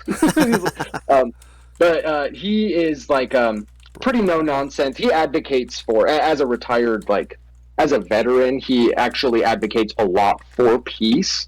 Sure. Yeah, he's seen it. He's seen the mortal brutality where like dwarves are very used to like fighting effectively monsters more often than not. As a culture, this guy and like a lot of your conversations would surround like, I really absolutely can't support like becoming more offensive, even if the Brawl are getting aggressive. Like it's like there's sort of like a cultural cycle where everything quiets down because both societies are like tired, like it just gets exhausting for an entire people. But then years later something will happen, or like someone new will come into power and like push for some aggression, and that cycle will go back and forth. And right now you're sort of on a ramping up of that cycle. So a lot of people currently, like young people in like boots on the ground positions, are advocating for like a little more offensive. And a lot of your conversations are like, he's like, I can't personally advocate for that, even though on the council I'm the one with combat experience. Right. And he looks with certain exceptions, he's a pretty dwarf shaped guy. He's like 5'4" and broad. Okay. And like even in like his older human age, he stays pretty fit. You think he could still throw down a little bit. But you probably spend a lot of like of his downtime, like he'll like go around and talk to people, especially people from other cultures, and like talk defense and strategy and tactics, and the sort of a strategy based on like negotiating peace, because he's like, that is also an aspect of like a war. You have to have like a plan for all that, and I think he spends a lot of time talking to you about that. So from there, so you've got sort of this place. I think they hold people up that are like cultural guests or political guests in a building in the center of Minralthan. But you do a lot of just traveling around, like to learn aspects of the culture. Like they'll assign you to someone, or you'll get a job. Yeah. But they'll be like, oh, you can run on this job, like sort of like a contractor or consultant basis for a lot of things. So So we'll move to Brian. Do you have a name for your character? Settled? Solidified? Is he still muted? Oh no, he just said I'll be back. Oh, whoops. Oh no. Is Fred here? Fred is here, but he's muted. Oh, okay. Yay! Can you hear me now? We can There hear we you go. now. Well, There is Fred. Hey, welcome, Fred. I had to get a different computer. I'm using my laptop now. Oh. Okay. And for some strange reason, my microphone works with this computer, but not with my regular computer. That's weird. So that's different. And stuff. What did you want to? Well, I just wanted you to introduce your character, like things about the halflings that you are aware of, or if you didn't want to talk about the halflings in general, you could talk about the hawk and how their sort of culture lives, and then physical description of your character. Why are you so far north? Well, the halflings themselves are at least the main halflings are on 5 different islands, and the second biggest island nobody's allowed to go to. It's taboo. Due to the fact that there are ancient structures there. And so therefore, if you're sent to the second island, you never return. Oh. Is that Is it- considered a death sentence, or is it more like even if they are alive there, they are there and they can't get off? That's basically it. It's more of a death sentence, and it's more of a banishment type thing. So it's not a concern if the point isn't that they will die there, like it is violent. The point is that they are not anywhere else. Point is not they're not anywhere else, and after, I mean, they don't really look for them, but after a couple of weeks, nobody ever sees them again. Yeah. So it is probably a very dangerous island, and it's safer for everybody to stay away. Okay. They're actually known for trading in silk, is what I'm thinking. But their silk isn't made from worms; it's made from spiders. Oh, so it's like really strong. I mean, I guess Yeah, worm silk is also really strong. Yeah, it's just really odd. They are also very territorial about their waters. Unless you have a trading compact, they really don't want their ships anywhere close. They're also known for raiding. So, in other words, their eagles are used to go out, and if they see a ship that's not a member of their trading compact, they might decide to acquire the ship. So they're kind of pirates / traders, but they're mainly, that's what they kind of do. And if their government, if a nearby king gets kind of annoyed with them and tries to start pushing them, one day they'll wake up and there'll be an eagle egg in their bed, served as a warning. In other words, don't mess with us. There won't be any guards killed or anything else like that. It's just they don't know how the eagle egg got there. Okay, so they very heavily lean on this sort of like perception of like, not only are we like willing to do violence, but we can also like get anywhere. Yes. Sort of a mystique as a defense. Yeah. There is an old-time rumor that this king didn't accept their warning and kept trying to tried to take over something. And one day the guards went to check him. Him and his entire family were gone. They have no idea what happened to him. With no corpses either. No corpses. They took they made them all disappear. Yeah, of course, it's an ancient legend, so but the halflings like to tell it.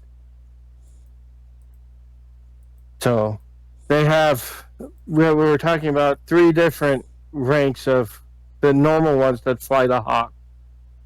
Then there's like the King's Guard, which flies a bird similar to that looks like a wyvern. So they're not really wyverns, but they kind of look like it. And the third ones are called the Shadow Guard, which fly giant owls. They're very, very silent, and they usually fly 2 to a bird with the owls, because they drop one off and they sneak in and do whatever they need to do. Yeah, and then they can get picked back up later. Yep. And the owls are actually a little bit bigger than the hawks due to the fact that they need to carry 2. Mm-hmm. I figured that one of the reasons why my character is so far away from everybody or everything, he was flying his hawk and got caught in a storm. Oh, okay. And so basically, and he took this as a license to travel. Okay, so you're like, it could take me kind of a long time to get home again. Yeah. And so he has it. I don't know if he'll have, and the hawk that he was flying might have been injured and he had to put it out of its misery. But I took the ranger feat with the animal companion. So maybe he'll just have to start. Maybe he has to look and find a different way to get back. Yeah, I think it's something like your hawk's alive. You've got that ranger feat. You've got your animal companion, but it's like probably not up to carrying a person, even a halfling, at this time. Like it's going through some physical therapy a little bit. Yeah, and that's what we were talking about. He's just, the hawk isn't up to snuff to get him back, and he's not in any big hurry to get back. He's kind of like, I want to see what the world is actually like. He wants to wander, and that happens every once in a while. So he might have a couple of years to wander, and then he'll try to come back. Yeah. And stuff. Do you have a name for your character? Do you have like a physical description? Sort of like. I don't really have a name for him yet. I figure he's about 3.5 feet tall. He wears leather armor and a feathered cloak, because it's something to help him stay warm when his eagle's up high. Yeah. And he also has goggles, so he can see. Yeah, absolutely necessary if you're going to be in the air. Mm-hmm. And he also has a scarf, but whenever he starts to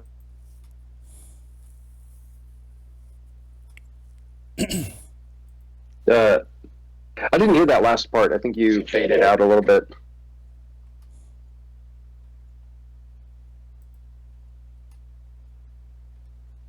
Oh no, this microphone. We lost Fred. Fred's gone.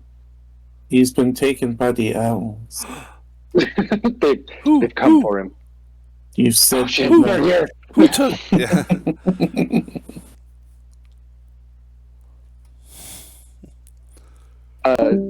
Oh, his computer exploded. Uh-oh. Oh no. Oh, he's back. Oh. Okay, I'm back. There you go. What? Okay. Oh. Have you ever read the Wheel of Time series? Yeah, Randolph Thor. Some of it. Yeah. I forgot, the people from the waste, they raise their scarves up when they get ready to fight. Oh yeah, Okay. that one group of people. I remember them. I don't remember what they're called. I remember what his girlfriend from there was called, but I don't remember what they were called for off the top of my head. I remember the people from there, and they have to have the scarf up to kill anyone. I don't remember the full reason why, but they had to be scarved to kill someone. Yeah, whenever they got into the fight, they covered their face, and he's similar to that. Sometimes he'll cover. Most of the time, he'll try to cover his face when he's fighting with a scarf. And so that's basically what I've come up with them.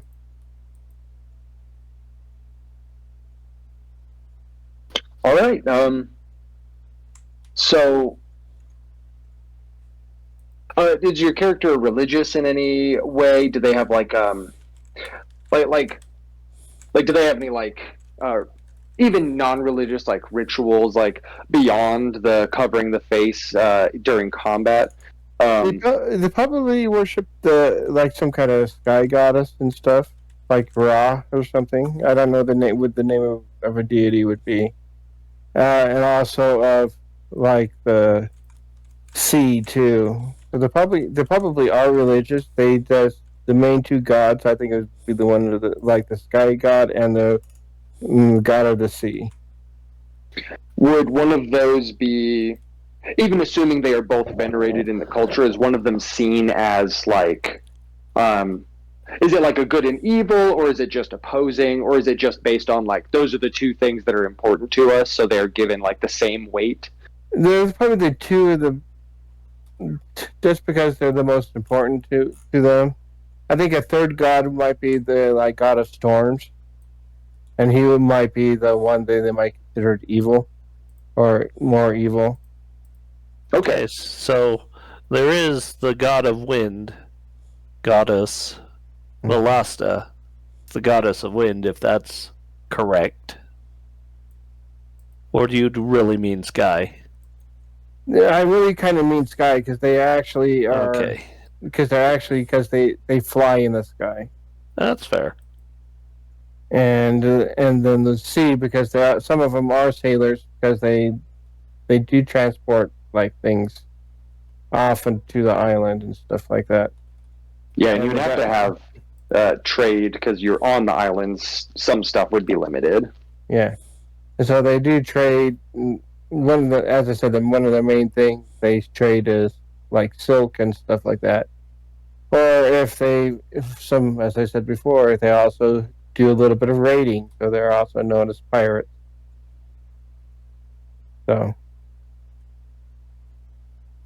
and so, but they actually hold their words with as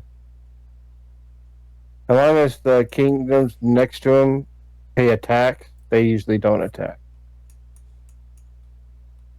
Or they trade favorably with them. Mm-hmm. Kind of someone you want to be on the good side with, but they are fickle. Yeah, sort of quick to action, but like it's fine most of the time. It's fine most of the time. They're quick to act. They're also quick to forgive. They're They're like, oh, you guys didn't want me to do that? Okay, give us this. Okay, we're done. As long as you don't do it again. They're easy to appease if you're willing to just sort of keep doing it. Yes. So therefore, they're like, unless they do something extremely to annoy them. If you do that, none of your ships within 100 miles of that island will ever go through. Yeah.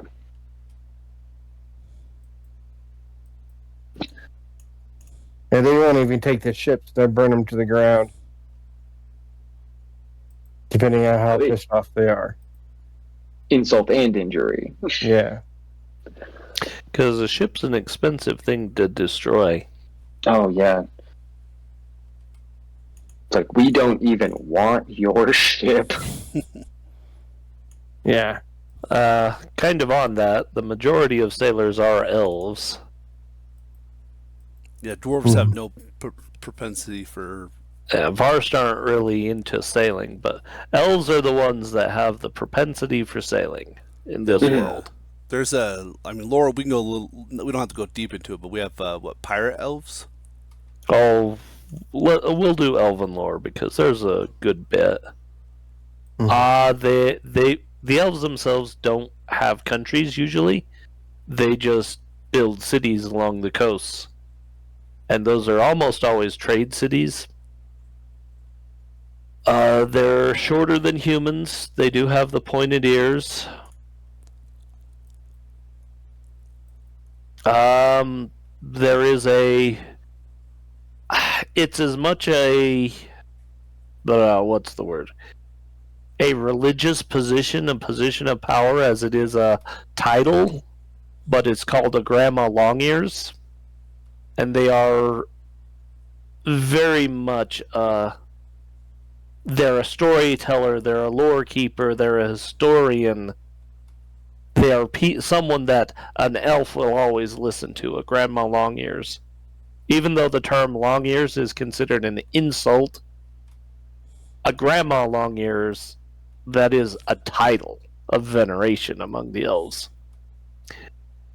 And because the elves are very much nautical, they are the ones that have pirates. And the pirates are extremely matriarchal. The ship will go to a daughter. They don't kill if they don't have to, because destroying ships and killing people doesn't work out. They want to take the expensive cargo from you and sell it. They don't want to kill you. They don't want to take your boat. Well, maybe they want to take your boat, but they don't want to kill your sailors. Because the less people, that means the less commerce, that means the less they have to prey on. But the women do that which rhymes with grape. Okay. Probably get in trouble.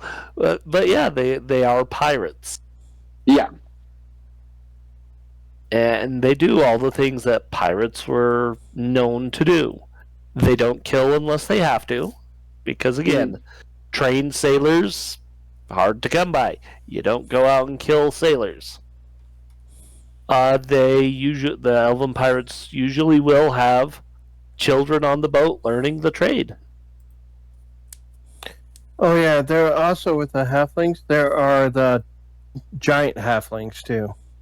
And they take care of training the animals and stuff like that. Giant halflings? They're human sized. They're human sized.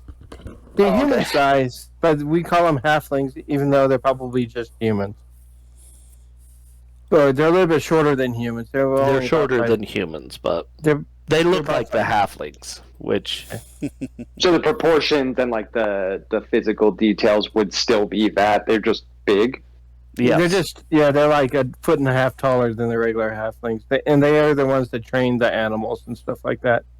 And they also train the ones for the orcs too. Okay.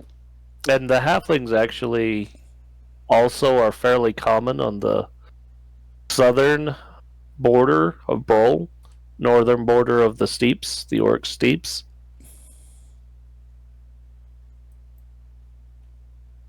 They're just really well known for animal handling, stuff like that, and training animals. Yeah, and the signifier that's whether it is a mystical or spiritual thing, or you get good at it because you're expected to be good at it. The big ones are just the ones that tend to train all the animals. Yeah, and they're more laid back, and the short ones are actually more protective of them. And so it's like you kind of have to be laid back to train an animal really well. Yeah, you need and so they're very. So the short halflings are kind of more protective of them. The smaller they are, the spicier they are, like peppers. Yeah, kind of. Yeah.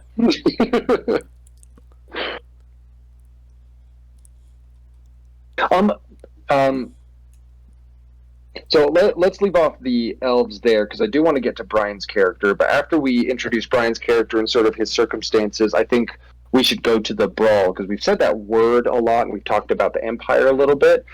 So after that, we'll talk about sort of like their impact on the setting as well as the physical descriptions and sort of like what their society looks like as well. Brian, are you there this time? Yeah. Are you ready, kids? No. But we're going to right. do it anyway. Yeah.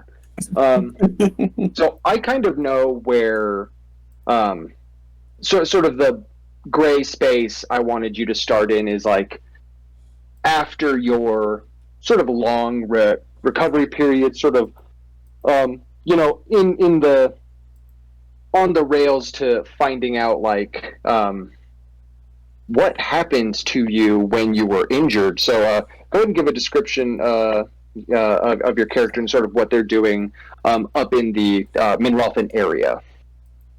Okay, so Komarov is a he's orc. Orcs in our world are generally shorter. About the same size as most halflings, and it's so that they can effectively hide in the long grasses of the steppes. Sorry. And so Komarov is about 4 feet tall. He's good. Sorry, what? Do you count as small sized or are Yeah. they dense? Okay, He's small sized. Do you still possess the tusks?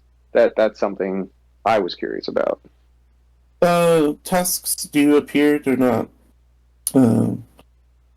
universal, but some do have tusks. Okay. And the orcs are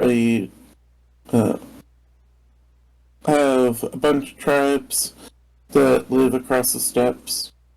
And their main source of food are the Trundalo. It's a woolly rhinoceros that roams the area. Are they human, real Earth rhinoceros sized, or are they bigger? Are they smaller? They're regular rhinoceros sized. Okay. And then Komarov has, what did I say, light green skin, love orc, traditional fantasy orc hues for color of skin, like green. And, words. I actually forgot that I found armor that reflected them. I don't know how to say it, because, the Pathfinder people like to be cultural. But it's Sankiet, it's wooden slat armor. Oh, yeah.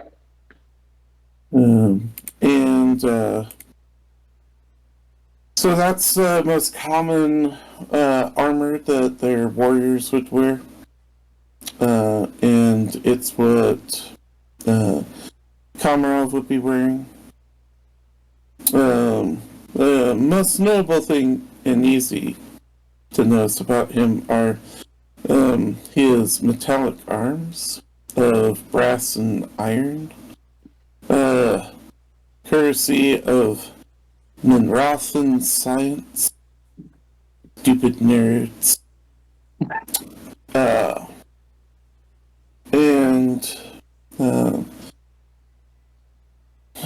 He has dark hair. Komarov doesn't have tusks.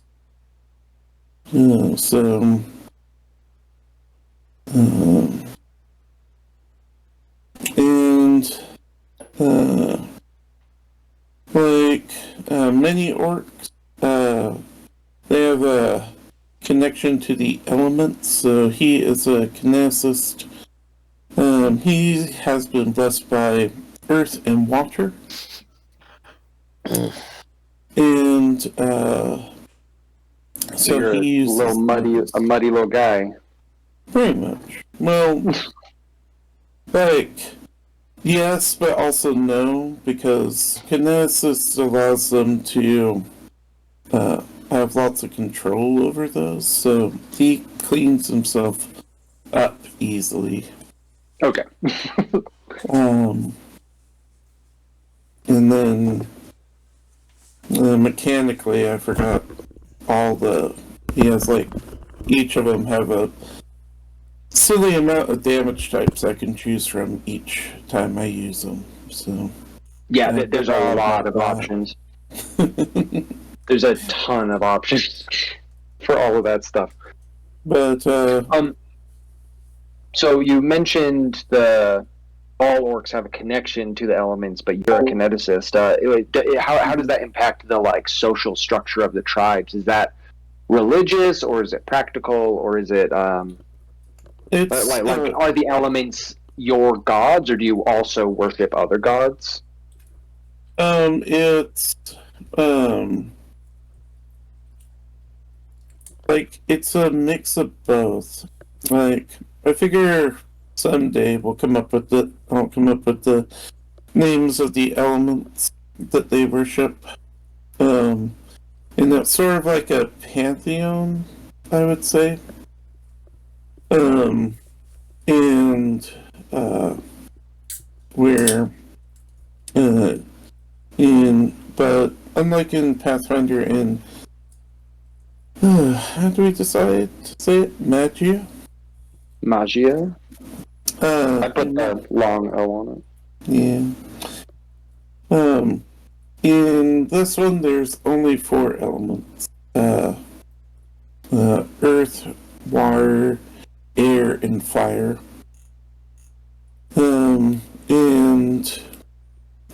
So the orcs believe they're. I think they would call them spirits. Is how I imagine it. That are in charge of those. And those spirits will bless certain members of the tribes and it's seen as like a fortuitous thing, because not everyone gains a blessing. And then, in addition, we have Zaya, the Lady of Stone. And those followers are super. What's the word? Distrustful, paranoid about magic use. That, like, the orc tribes don't like people using advanced technology. They see it as bad and harming the land, which hurts the elements. And but Zaya sees magic use as wrong as well, which not all the orc tribes agree with. But there are some that follow her, and so Komarov is from a tribe that believes magic is okay. It's not what they do, but it's okay to learn it. So you don't consider your elemental powers magic? No. Like culturally, at least? Yeah. So, any of their abilities are, they say it as the blessings of the elemental spirits, not magical in nature. And, like, for example, Komarov He's a ranger with warden spells, so he learned gravity weapon. And, That comes from your earth element. but that's separate from the earth element, because the earth element does its own thing. And so... Oh, okay. I misunderstood where we were. Now I get it. So you're fine with those spells. Like, you can be like regular sorcerers and stuff like that.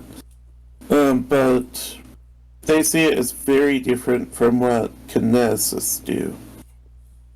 And I'm not sure, like, I'm not sure that I think it's a situation where, like, technically everyone's on the same level socially, but they do look better on people who have the blessings of the elements. You're at the very least luckier than the next guy. Yeah. So, like, we're not going to say we're better than sorcerers, but we're better than sorcerers type of thing. Yeah. Oh. You're like that. You're not going to get bullied, but Yeah. someone might just let not you. cool socially. Yeah. Also, and I was thinking about it just now, so welcome to made up lore that is very true. Like, he's Komarov is very tall for them, 4 feet tall. And that's like a negative for him. Like, because if you're too tall, you'd be taller than the grasses in the target. So. Oh, okay. So generally, shorter is better for social standing in orcs. Not all, and some of them will use mounts trained by the to-be-named giant halflings. Usually a Trundle, but it's a rite of passage that they have to go through to earn one. Not all of them take it. So it's like an optional thing? Yeah. You can opt out of being like, I don't even want to ride one. It's usually for people who want to lead their tribe one day. It's a sign of... what's the word? Like, it's one of the, like, great deeds that their leaders would make. So most leaders of the tribes have a Trundle or other animal, depending on their circumstance and story. Do the tribe? So you mentioned that the tribes have different opinions about stuff. Do they exemplify things like specialized, or is it mostly just like, no, the people in charge like influence everyone's opinions about stuff, and then there's a lot of staying power in that. Otherwise, it's just nomad stuff. Like, they're very, what's the word? Independent from each other as tribes. They share, but they share some cultural things together. But so they're independent, but they would like throw a party, and if you were nearby, everyone would just sort of show up. Yeah, like the Kulakni is one of their greatest, essentially, parties. It's a bare knuckle fist fighting competition, and the winner gets a boon from their tribal leaders. And it'll depend. Sometimes it's things like marriage proposals, but it might also be how how some of them challenge to become leaders of their tribe. Okay, so the boon can be like, I want to be in the running for the next guy. Yeah. Like, regardless of my station or deeds beyond this, because I won the thing. Yeah. Okay. But it's hard to because it's a free for all. Oh. So So it's a pit that everyone goes in and the last one standing. Yeah. Man, a field full of little green dudes just wailing on each other just sounds so... Like, especially if the grass is really tall. Like, Mhm. can you imagine, like, walking up to an area, coming into a clearing, and then just, like, just below, like, grass level is just a bunch of, like, slapping dudes? Mm-hmm. It was the grass that made it funny for me, not the idea of a bunch of just small people fighting. It was the reveal in these tall grasses that was interesting. Yeah. I get it. And let's see. I liked the Kia armor because it's a little hide, but the wooden slats just like kind of felt right as like tough armor, but they don't like metal all that much. Like that's usually metal and mining, they see that as harming the element of earth. And so they go for wood, which is hard to get on the steppes. And so they usually, it's their like prized material. Because they use it for any physical weapons and armor. But it's not common where they live.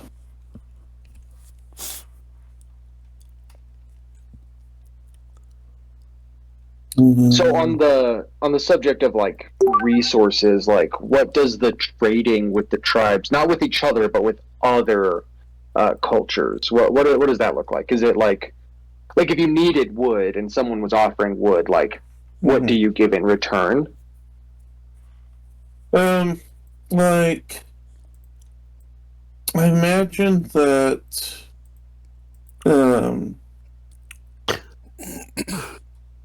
like I think that due to their connection to the elements, they can do things easy.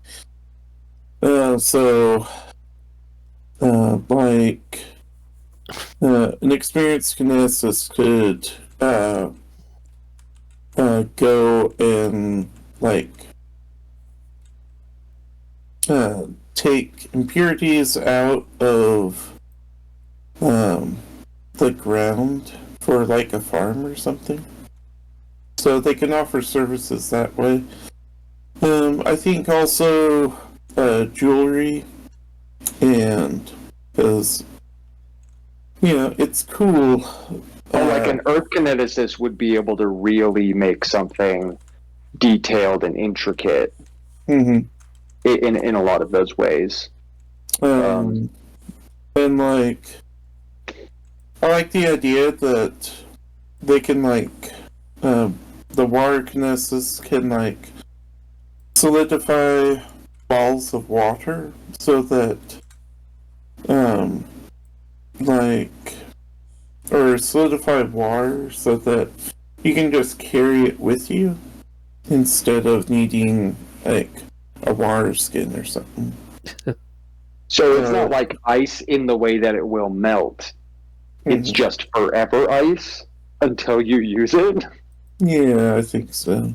Like just kind of things that they found that their neighbors are interested in, but they don't fully understand. Like, I don't know why you want this, but sure, we can make that. Yeah, things they take for granted. But so you're saying trade is more based on like work, like you get paid in stuff you need. And then I imagine Trundalo, because Of course. of course. it's their protected animal, because it's what they survive off of. Like anyone who wants like a cool Trundalo horn to blow is going to have to get it through them somehow. And I imagine also they can barter things like safe passage, because not all tribes are going to feel the same, so to get across the steps safely, you usually need a guide to navigate and know which tribes are going to be safe or not. Yeah, the ones that'll be friendly towards you. Mm-hmm. Yeah, so their version of like trade and commerce is not literally like so thoroughly just like land based. It's like even just like guiding people through the grasses, easy to get lost, easy to get attacked by someone who thinks you're going after the Trundalo. The Trundalo protected if you want anything involving that, whether it's meat, the horn, the bones, or the fur, you have to deal with someone who lives and is part of the land there. Mm-hmm. Okay. And there's probably other animals that we have. Of course. Marmot. Like the biggest, the marmot, a non-historical animal that doesn't exist. Mm-hmm. Well, that's actually what I imagine. Because they are a force to be reckoned with, but they're also the tribes are very independent from each other, but they come together to defend each other. But they're like, we can mess with us, but no one else can mess with us. Pretty much. Because it's very easy for them to see that, if we don't protect other tribes, even though we hate them, like, we'll be picked apart, essentially. Yeah. So, an orc will always come to the aid of another orc. Against a non-orc. Yeah. Even if their plan is to later kill that orc themselves, they're like, no, I did it. This is our problem. Yeah. So they're very like ancestry motivated as well. Mm-hmm. And then they're most friendly with the halflings. Because they're small. Like, I feel like culturally they're a bit more similar with each other. Like, they understand each other a bit more. I can definitely see that. Where, like, these forests, these dwarves, elves, stinking humans, like, they're all weirdos, but halflings are like, okay, you're different, but we understand you more. Kind of hard to look at something that's almost twice your size and say, yeah, I've got things in common with you. Twice your size and covered in scales. Yeah, that would be hard. I mean, it works for short human women. They date taller, scaly males, right? What? Scaly? What?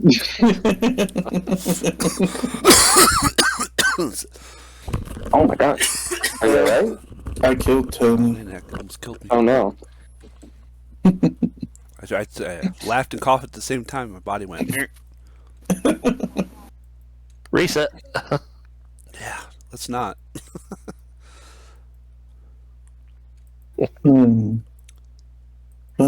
Yeah, so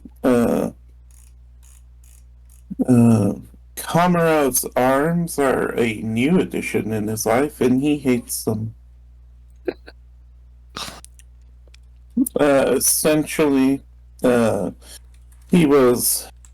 I'm trying to decide if I really want to just call anyone who uses metal nerds as the orc word for it. So the city of nerds, because I keep thinking it when I think of Mineral Thin. So So like someone that has a sword, you'd be like, that's a sword nerd. Yep. Well, he'd just be like, that's a nerd. Oh, okay.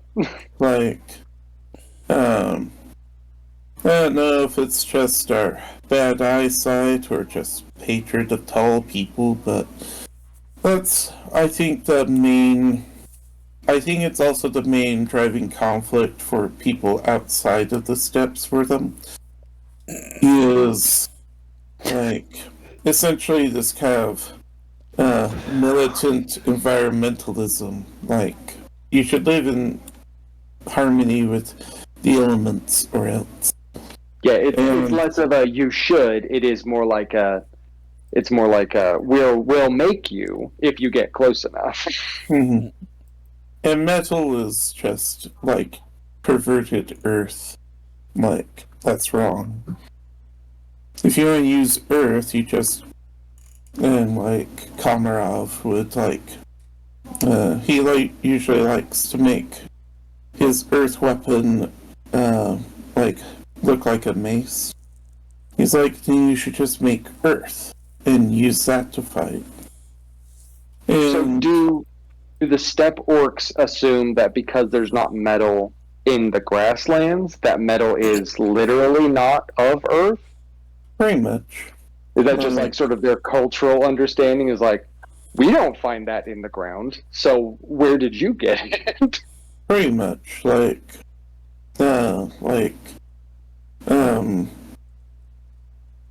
Komarov has the blessing of Earth, and he has some control of it at his level, and he's like, when I take everything that's not Earth out, like, I don't get metal. So, they just see the refining of it as like, it'd be the same as like poisoning water. So, that's generally how I think that the tribes see it.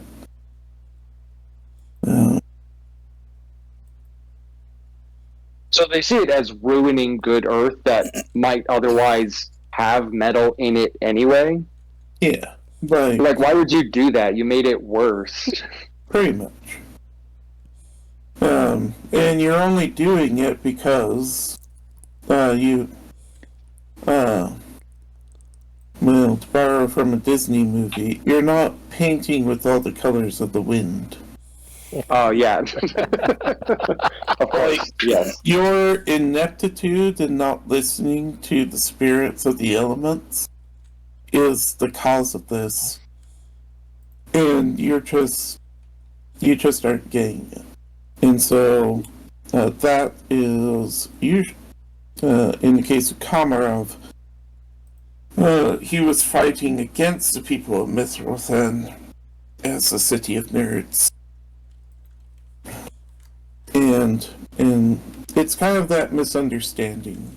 It's that we have to fight to stop you from doing stuff, and Mineralthan is like these crazy short things keep attacking us, and we need to defend ourselves. Oh, so there's like not even really talks between them? It's like Not if you run really. into someone from Minralthen, like, that's just a guy, potentially.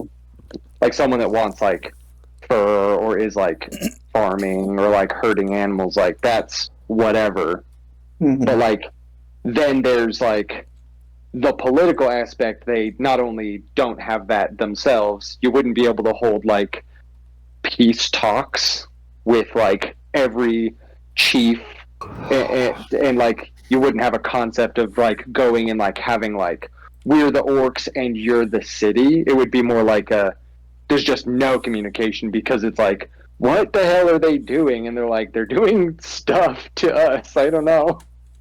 Pretty much, like, his tribe and a few others kind of took it upon themselves to curb the threat of mineral fen as they saw it. And as the city of nerds might expand and bring their nerd ways further. And so, of course, did I mention that how he lost his arms? You have not. Okay. So in a fight with some Mineralthan soldiers, a third party attacked, and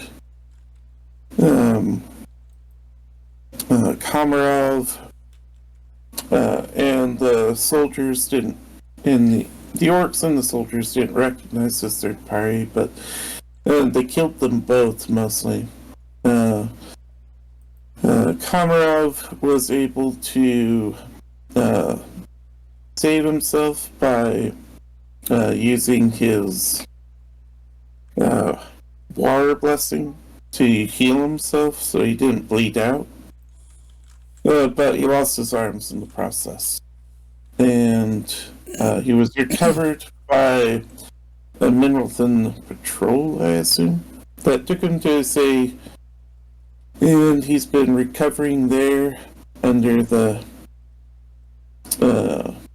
care of nerd scientists who replaced his arms. And he hates them. They're everything he hates about the nerds. And yeah, so like it sounds like Justin didn't want to make limbs as quickly replaceable as they are in Pathfinder, so he's had some time to to recover and get used to his new arms, and as a guest of the nerds. But yeah, I think there's sort of a the story, the part I want to fill in, that sort of I wanted to put my thumb on the scale is the person that finds you is actually a brawl medic, someone who is declared themselves neutral but is otherwise brawl. They drag you to where they understood had like medicine because you were like just one living person amongst like maybe 24 corpses. yeah. And they had no concept of you being like an aggressor. You know, you come into a battlefield and it's like, well, that one's alive. I can do something about that. And then independent of them saving your life, somebody from the College of Ingenuity was like interested in not just an orc, but like an orc with your obvious abilities as well. So it's like there is a lot of like just raw goodwill in what happened. Like they don't know whether you were being violent or not. But then there's also like a lot of opportunism on like we don't understand the way they do that, so I'm going to look at it. So the arms are less like regular prosthetics. They're like being powered by your elemental ability by someone who is really, really going wild with the College of Ingenuity. Mm-hmm. And for the most part, your medical care has been handled by this same brawl. Okay. So you both get bad looks in the city. Mm-hmm. Because, yeah, we figured that the smart people of the college, someone would be like, we never really got to find out how, like, the elemental control works at all. So, yeah, they can't tell what's happening, but they know what they tried worked, but they got almost no information, actionable information out of it. And then the other part of Komarov's personality that I'm gonna have struggled to play with is he's an outwit ranger, and so like he looks for he's open, he's clever and is open to other ways of defeating enemies than just raw force. And so he gets little bonuses to his deception, intimidate, and stealth for prey he has hunted and focusing on. So he's pretty good at lying. So how much information was true is probably 50-50 of what anything that he was questioned about, because he doesn't really trust them, but knows that they also weren't the ones who attacked him and defeated his party. Yeah, you've definitely been questioned by different, like, obviously different structures of organization. Like, there's the college guys that want the information on, like, your abilities and, like, if you can articulate what's happening, which I don't think you can. Like, you're like, it's the spirits, dude. Duh. Yeah. But then you absolutely have been questioned by, like, the patrol guards and, like, people in the military being like, so for real, what the hell? Like, a bunch of our guys died. You get the impression that this has been an ongoing thing. Is they're like, you are the next person to question in a series of attacks. There's a lot of focus on, like, was it Brawl? Like a question with weight to it. Mm-hmm. And I don't think you have that information. Yeah. Like, whether you would have lied about it or not. Yeah, Komarov isn't well versed on people's outside of the steppes. And so. Yeah, non-tribal politics, not his thing. Yeah, like, he knows who they're fighting, but they all kind of look the same. Similar to how most people would, if they fought orcs, they would be like, yeah, they're all the same. And we're like, duh, we're so different from each other. So, he has that attitude towards, that knowledge, because there are people in the tribes that are more aware of the politics outside of the steppes, but he's not one of them.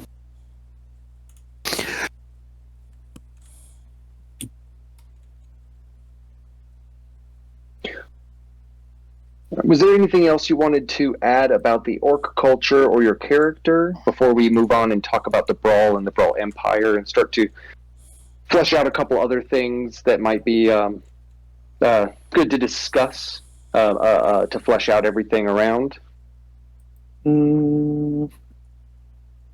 I don't think so. I think that was most of everything about the orcs and Komarov. All right, so absolutely now we need to talk about the Brawl and the Brawl Empire and sort of what that represents. Okay.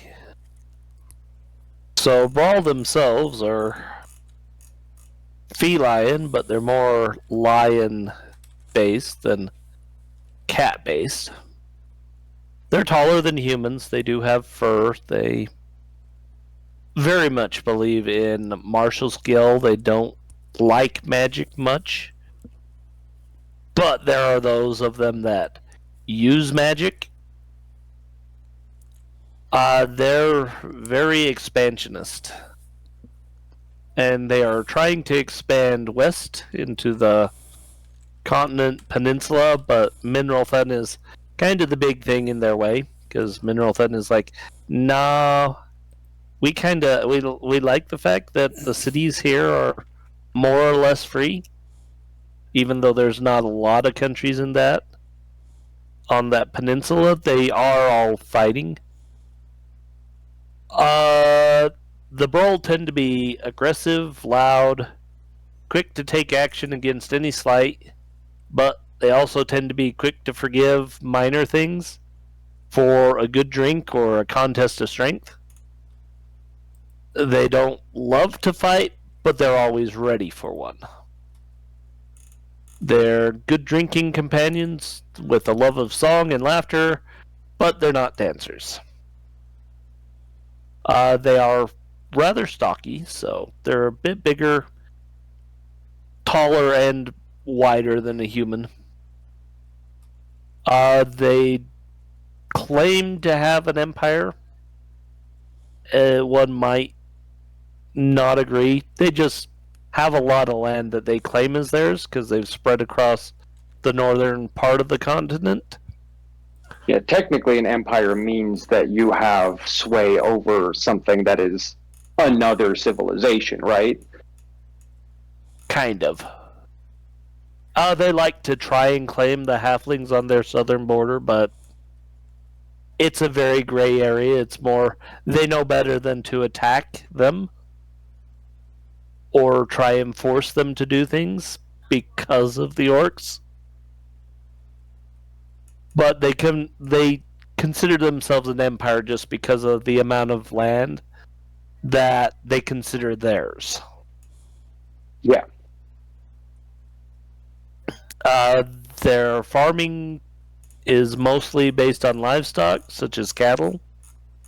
Although they do grow the frost melons, which are a very prized, sweet melon, probably about the size of a honeydew, and fairly similar in flavor, but it likes cold weather. Probably takes a while to grow them too, if Yep. that's the case. Yeah. And also, the Brawl Empire is around the the Ice Spine Waste is in the northern area of Brawl, which we'll get into, but that is an important place, and it is within the Empire's boundaries. Anything else? Do you have a concept of what they're like? Like how do they dress? Like, do they, like, if they, insofar as like every culture technically has art, like what would that look like as well? Okay, Like I mean, structures. yeah, they would have very much. I would give them a kind of a kind of mix of like Russian and Scandinavian. So they like warm, good winter clothes, furs, because even though they have hair, it's cold where they live. And Yeah, as they you get probably farther from the like, steppe, it becomes more mountainous. yeah, they live in mountains for the most part, so they don't have a lot of farmland. Yeah, they like furs, they like lighter colors, so they probably have a lot of blues in their dress. Probably a lot of embroidery. Okay. So like patterns in like the top layer of like a thick fur coat would be like really common. Yeah, that would be really common. And they'd be really kind of simple patterns, like probably like diamonds. Geometric, yeah. Yeah, Triangles, geometric diamonds, shapes. squares. Yeah, Sharp they wouldn't edges. have. Yeah, sharp edges. They wouldn't have a lot of flowers. They might have like goats or cattle. Cool. Kind of like yaks, Yeah. like the kind that can get up in the hills. Yeah, pretty much. But yeah, they're very they do a lot of metalwork, so yeah, they're not on great terms with orcs. Nerds. Oh yeah, culturally very different. Yeah, they probably consider the orcs calling them nerds a grave offense. Yeah, definitely. Especially if the term is used also for Minrolfin. Mm-hmm. Yeah. Like specifically, like that would be a slight on two fronts that the orcs just wouldn't get. Like what are you talking about? It's the same. Mm-hmm. Yeah.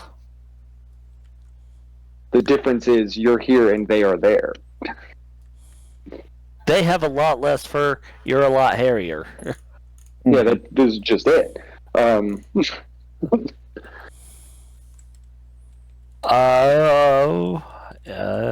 So, if we're talking about being up in the, you said the ice spine is what you said? The ice spine wastes. Wastes. That I knew there was another word. So since the what Anthony was talking about as where the like dwarf cities and settlements are, and like them being on generally good terms with kind of everyone they deal with, how does the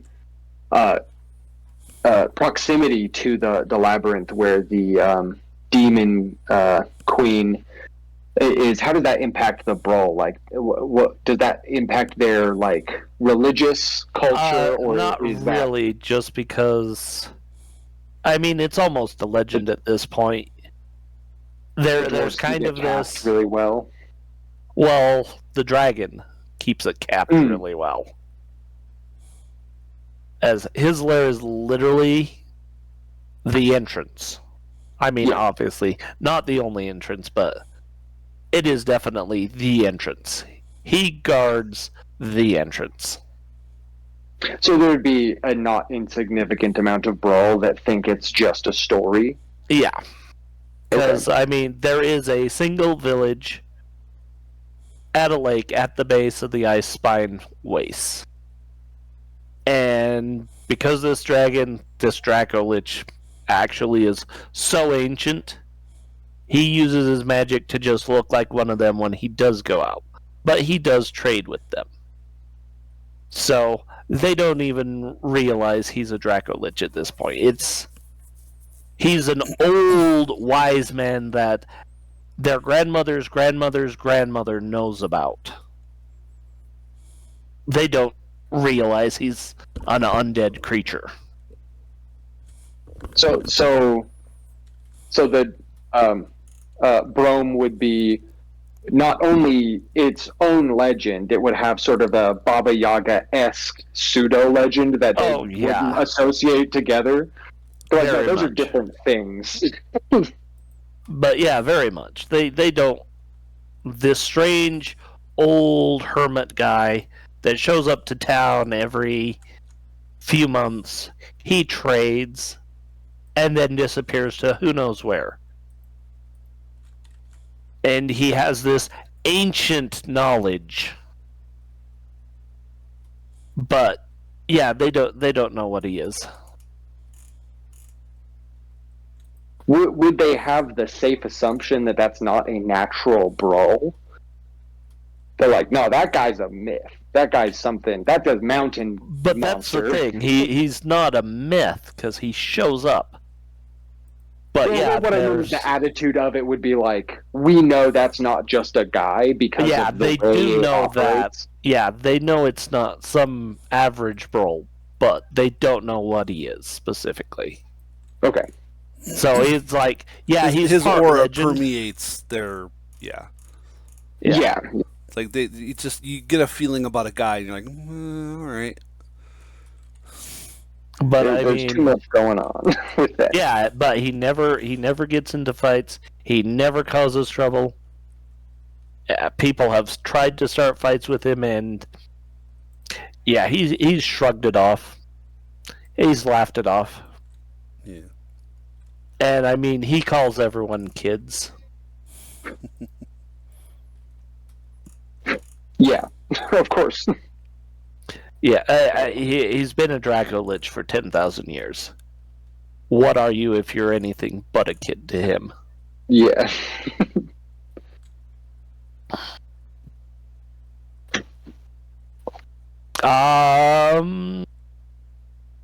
Let's see. Should we do a quick overview of the last race, the Cthulhu? I have the least information on that. Yeah, they actually are fairly common in Mineralton. And okay. They're very much small creatures. They somewhat resemble foxes. They tend to actually live with the larger races as servants. They usually just require food and a place to sleep. They're notorious for hoarding secrets and mysteries. And they can usually be bribed with sweets. Although they are somewhat tricksters. They like practical jokes. They don't like clergy or the gods. They can be found actually with dwarves because they do like mines and caves. They really just kind of adopt the culture that they're living in. So they don't really have their own. Yeah, they're just sort of peppered anywhere where they're not going to be chased out. Yeah, they will not go near Varst areas. Okay. Is that because of the environment? No, they know better. They take the children here very serious. Okay, yeah. That tracks. They know. They're like, they know that. They're not kidding. Look, we're only about 3.5 feet tall. Those things are vicious. Yeah.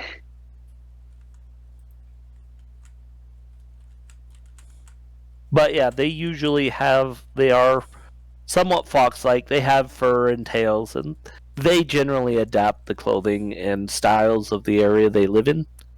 There's no known cities of their own. Like I said, they tend to gravitate towards another group. And it's usually humans or dwarves. And they would... It's based on like how social and how accepting they might be. Yeah. And how dwarves safe would they'll take be. them in. Yeah, they'd see them as unfortunate. Yeah. But yeah, they don't... Really easy to play off that. They don't like Brol because Brol take slaves. Brol have no problem taking slaves. And yeah, with other cultures, they're like, we do this because that's how we interplay with other people. But the Brawl would be like, well, that's subservient, and we can just ramp that up. Yeah. Yeah.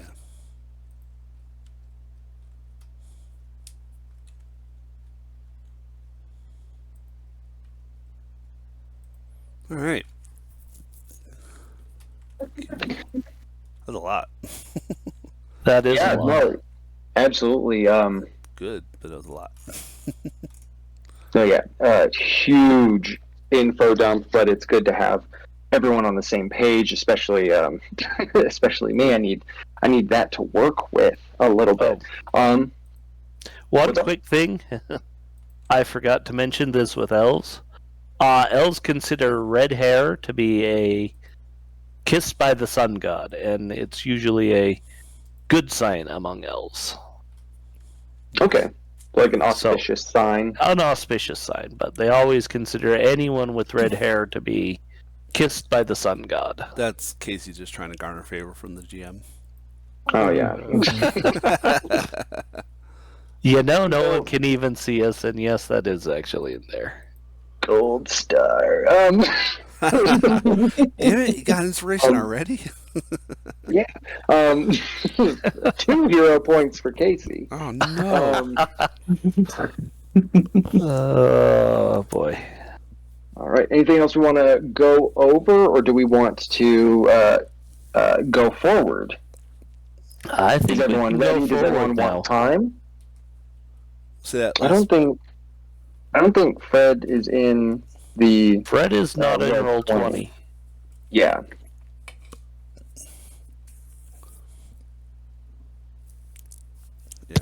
I think I have the Roll20 account. Yeah, you need to get in roll 20. Oh, I'm not in it right now. So. There's a link in the Discord. Yeah, it's pinned. It's pinned.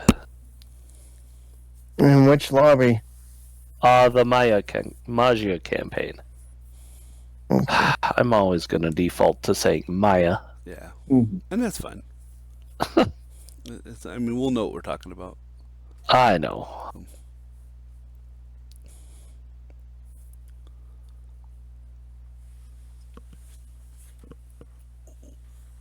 Oh, excuse me. I might have to wait until I get onto my other computer. Can you use both computers? One's in my bedroom, one's here. Probably using one of his girls' computers. I'm using my old laptop. Ah. Mm. Do we have an idea of how much longer we're looking to play? Really? It's, Yeah, I hadn't asked about that either. I mean, we have a 4-hour block. That's our block. So till 4, if we want to, but it's not a requirement.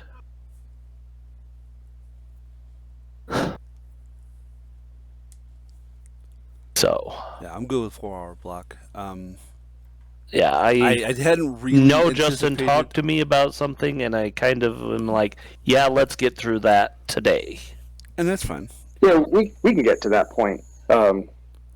Definitely. Oh, I have a couple things I wanted to. that up to that point, and I mean realistically also beyond that point. But I do have like sort of a spot I thought it would be fun to end at. But if anyone wanted to like end earlier, that's also fine.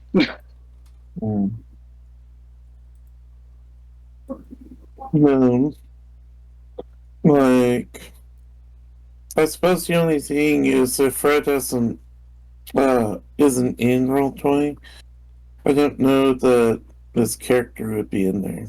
So, Well, it's not in there yet. I made the character on my other computer. yeah. He still doesn't. I haven't given him a name. Yeah, Okay. I didn't have a name until today, so. Believe it or not, nor did I.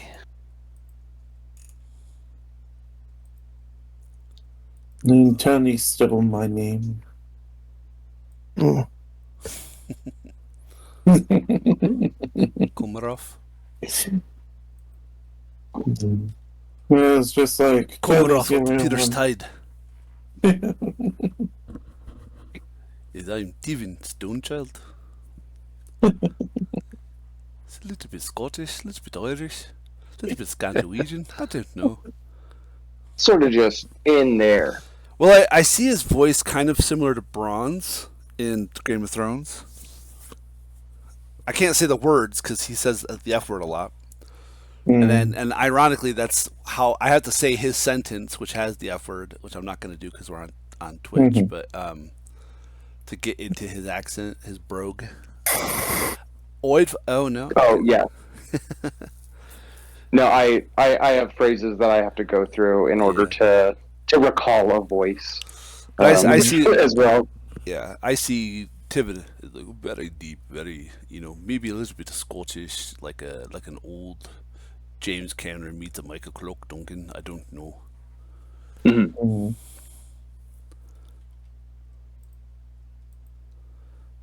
I didn't know. Do you like Merida? You took the bad. Came at me like I didn't know. We'll see. Yeah, I'll play around. Tiven is Dwarven Merida. That's canon. Yeah. except opposite. The hair is on the front, and not on the top. It's all down below. It's all some other place. Same amount of hair, but Yeah, dispersed. exactly. and a different color, but just inverse. Yes. Yeah, just the hairiest, berriest little dude.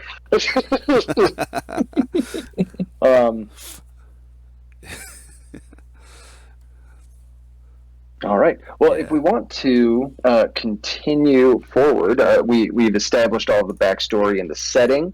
I have a couple things. We can start with Katha, sort of up in the hills on the east side of Minralthan, sort of on the outskirts where you can see the Brawl's like claimed land from.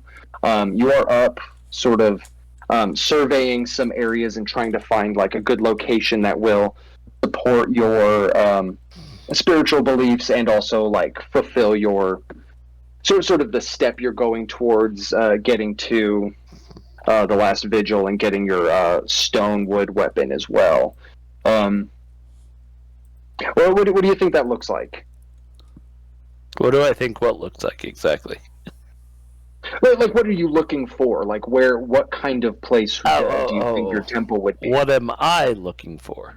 Yeah, like from a spiritual standpoint, like what's a good spot that you're looking for? I mean, it'd be almost as much of a strategic point as anything. So something that can be fortified. Probably also has a good view, so probably the top of a hill that has a good surrounding, clear line of sight. All right. So you are with the stonemason and architect that you're with. Her name is Brigitte. She's actually not from. I forgot the name of the other city, but she immigrates to Minralthan to do her journeyman years as a stonemason and an architect. You're up there. Go ahead and give me either a nature or a religion check. See what kind of spot you find. I mean, I was expecting a survival check. Oh, survival would also work. In fact, that's probably better than nature. I don't know why I leaned towards nature. We were talking about hills. Yeah, that's true.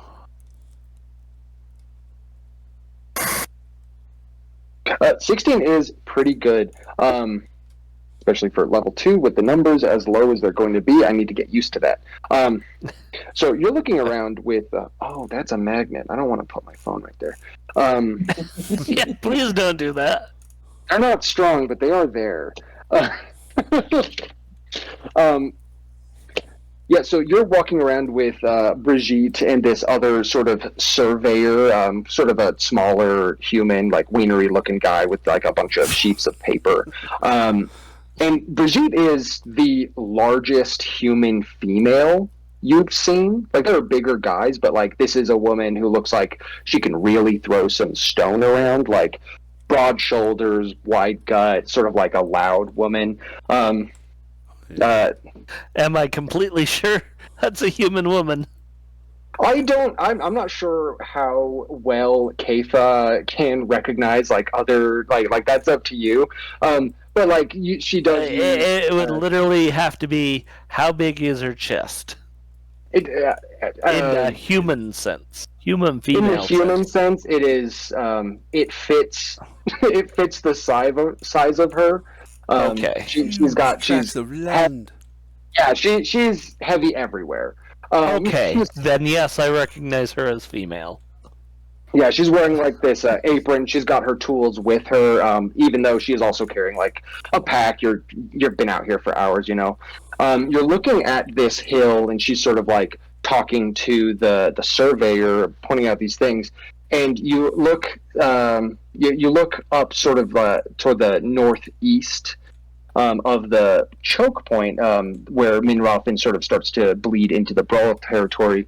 And from the top of this hill, you can see, like, it's a ways out there. It'd be hours and hours to walk, but you can see the fortifications on at least the closer side of those cursed lands that you have heard about. This, and you think that in addition to being on top of this hill and being close enough to a settlement to be useful, but like sort of out here, you think that is spiritually sort of fulfills a requirement.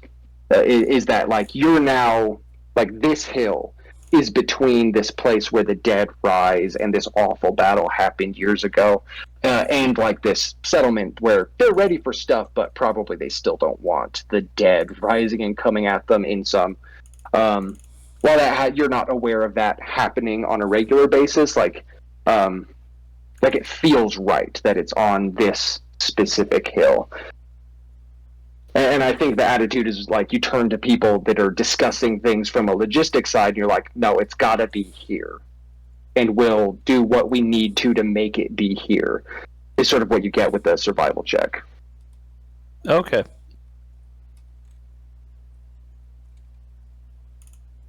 Yep. All right. So this is our spot. Brigitte comes up and like looks out the hill, and she says, "Are you sure you want it to be here? It seems a little bleak." Bleak is fine. There's. It's the placement that's important, not what's atop the hill. She's opening the map, and she says, "Yeah, I think we can work with this. It's far enough outside of town that I'm sliding. Far enough outside of town for it to be affordable, I believe. I know you. We're working for cheap, and we're working for the good of the people. I think you can really help people, and having a new church that looks real nice would also look really good for my portfolio. So we're going to we'll work with this, and we'll get some numbers worked out for you, me and the boy here. So if this is the part you really want, she marks it on the map, circles it, and then the surveyor like puts a little like flag down and says, "We'll go over dimensions and see what kind of structure you need and what kind of iconography you need, because I, of course, need to work around that. We want to fulfill all of the right spots of that. Is there anything you want to establish now that you want to look out for, or any requirements now that you're here?"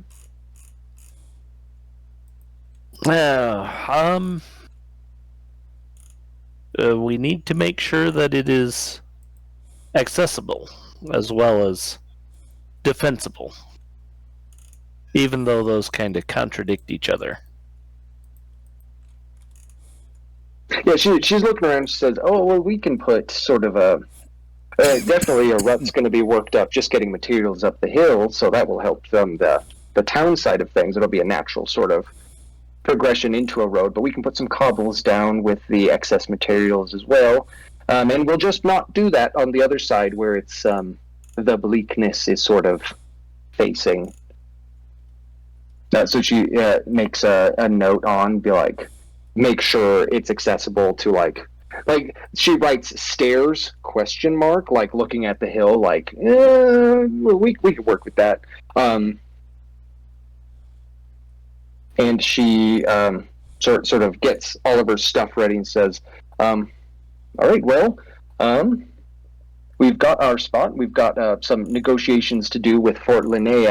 I imagine you're gonna have to find sourcing for materials, and like I'm willing to do a lot of the work, but we are gonna need a few more people and like transportation. So those are all like the other things we need to take care of, and most of that can be happen, or rather, most of those can happen in town."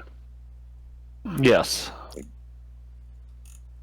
Oh, very well. I suppose now is as good a time to return as any. Yeah, you guys start to sort of hike down these hills back to Fort Linnea, and we will move from there to Brian. Mm-hmm. Oh, I forgot your character's name. Komarov. Oh my gosh. Komarov, you are sort of you're trying your hardest to recall exactly where you lost your arms. You've been in this awful town, the city of nerds, for upwards of like 2 months. A little bit, like a lot of that was unconscious, whether that was because of the severity of the injury or because of the severity of the surgery. You're probably a little like, it's probably 50-50 on that. Like you could have been awake and not had limbs, or you could have slept longer and woken up with this deformity grafted onto your body. And you're traveling around with this brawl medic, Leaxandra, who is sort of like taken it upon himself to travel with you. And go ahead and make me a perception check. This is a sense motive, so if you would like to impose a negative to yourself, feel free. Okay.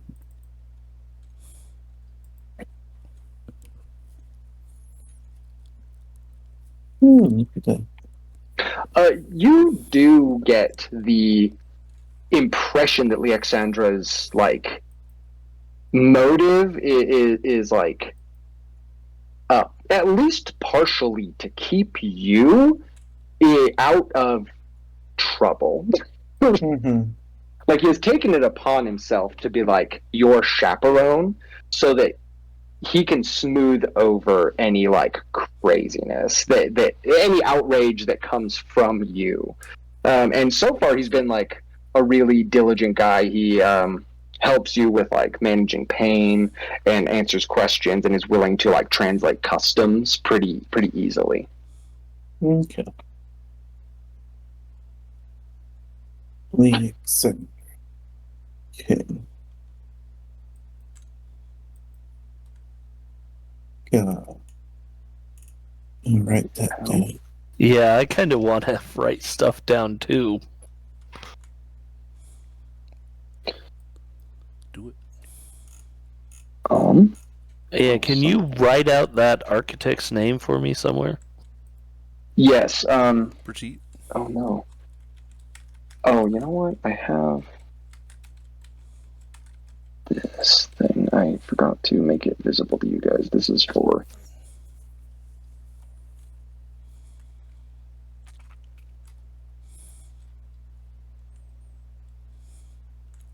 I don't know that's how it's spelled. It probably has no D. But it means fire in Celtic.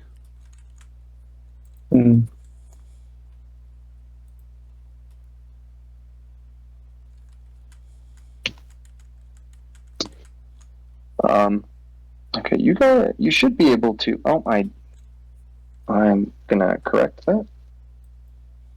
So I put a handout on there that anyone can edit, and you can take notes about people on stuff on that if you would like. Okay. Okay. Yep.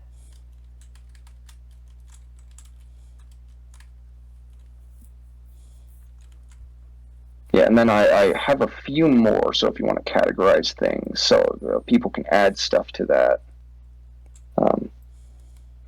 You should all have access to that and be able to take notes on that, type out names, and refer back to that, and that will be good for everyone, because I will inevitably forget something and have an amount of inconsistencies.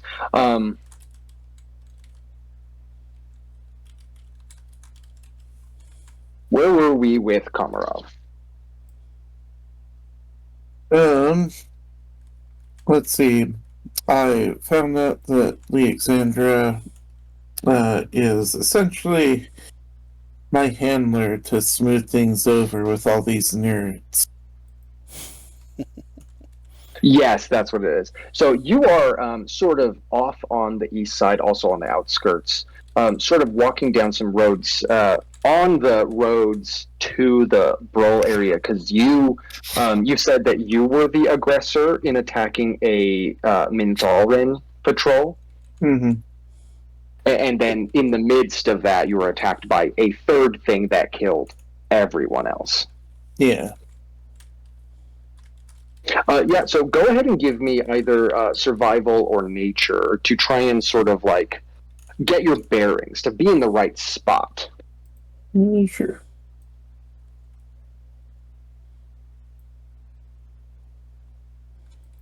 Oh. Yeah, you're walking through here, and the spot that you were attacked in is it's been months, it's been cleaned up, but you come to this area and it's a crossroads with like trees on sort of either side, or like there's like copses of trees sort of dictating where this crossroad went, where all these roads meet up, and you can still see like you're like walk over, and this I think there's a moment. How this affects Komarov emotionally is of course up to you, but it's like an intense reaction of being like, this is where I fell. Right here was the last place I was whole. And you look around, and the other with that survival, you notice that there are some pretty heavy marks in the road. Like they've been filled in, but they've been filled in so recently you can still see the differentiation of like the old packed dirt and new dirt that has been packed into where there was damage. Whatever got you and these other people was big or very heavy. Mm.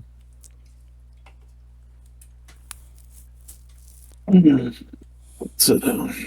And Alexandra is of course there to as the person that dragged you like fully into a town like miles away. He also recognized it after you pointed out. Mm-hmm. And he says, "Is there it's really like he's tall, but he's like not as narrow as a lot of bro. He doesn't look like he's physically strong. It's probably the reason he's a medic, and it might even be the reason he's not necessarily on even terms with other brawl. He's sort of neutral for things he can't control in a way. Just being small and kind of like a studious person in a society where people are very large and aggressive. He's really not. He's sort of like, that bring any memories to you? Like, do you remember anything that happens just looking out at it? No, not really. Most of what I remember now are the bodies. I don't remember much. How many people do you think were with your, I'm going to use the term warband? Mm-hmm. How many people do you think were there? A patrol out this far might be like 5 people, just because of how close it is to the border, but they're still just a patrol. From the Minralthan side, I mean. I was leading 7 others.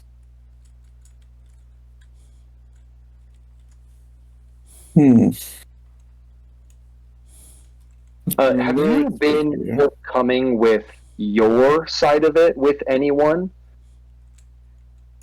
Like, would you say to someone, yeah, I killed at least some of the humans, or has that been like quiet? You just represent that everyone was attacked by this larger thing. Like, Komarov at least doesn't think it's much of a secret of their hatred for the nerds, and so he was like, you know, like he probably describes it timing wise, like they had probably taken down 3 of the Minrathan patrol when they were attacked. And he'd probably be proud of the one he took out. Do you think you took out whoever was in charge, or whoever you perceived as being in charge? Yeah. That this one had a decorative hat, which, as we all know, is how nerds show leadership. So I took out the one with the shiniest hat. Yeah, that is pretty standard on establishing leadership. Truthfully, I'm a little surprised. It's a very astute observation. Do the step people not wear a lot of hats? Are you wearing a hat? No. Like, hats add to your height, and if they were like the nerds and kept wearing bigger and taller hats, you'd see them in the grass. So that's bad. Alexandra is listening to you talk about the anti-hat agenda like he finds it so interesting. He's like, your social incentives are so different. Everyone else wears hats. And the purpose is, even to your point, as a negative, meant to be a positive. They want people to see them because they are the ones in charge. They want to be visible. But it is interesting to say that when you're talking about it from a stealth perspective. I respect that. So you're looking around this place and having this. Are you angry in this moment, or are you like? Is it sort of like despair or regret? It's like he's kind of rolling through a lot of emotions. Like there's anger because he lost his friends from his tribe that were attacking with him, and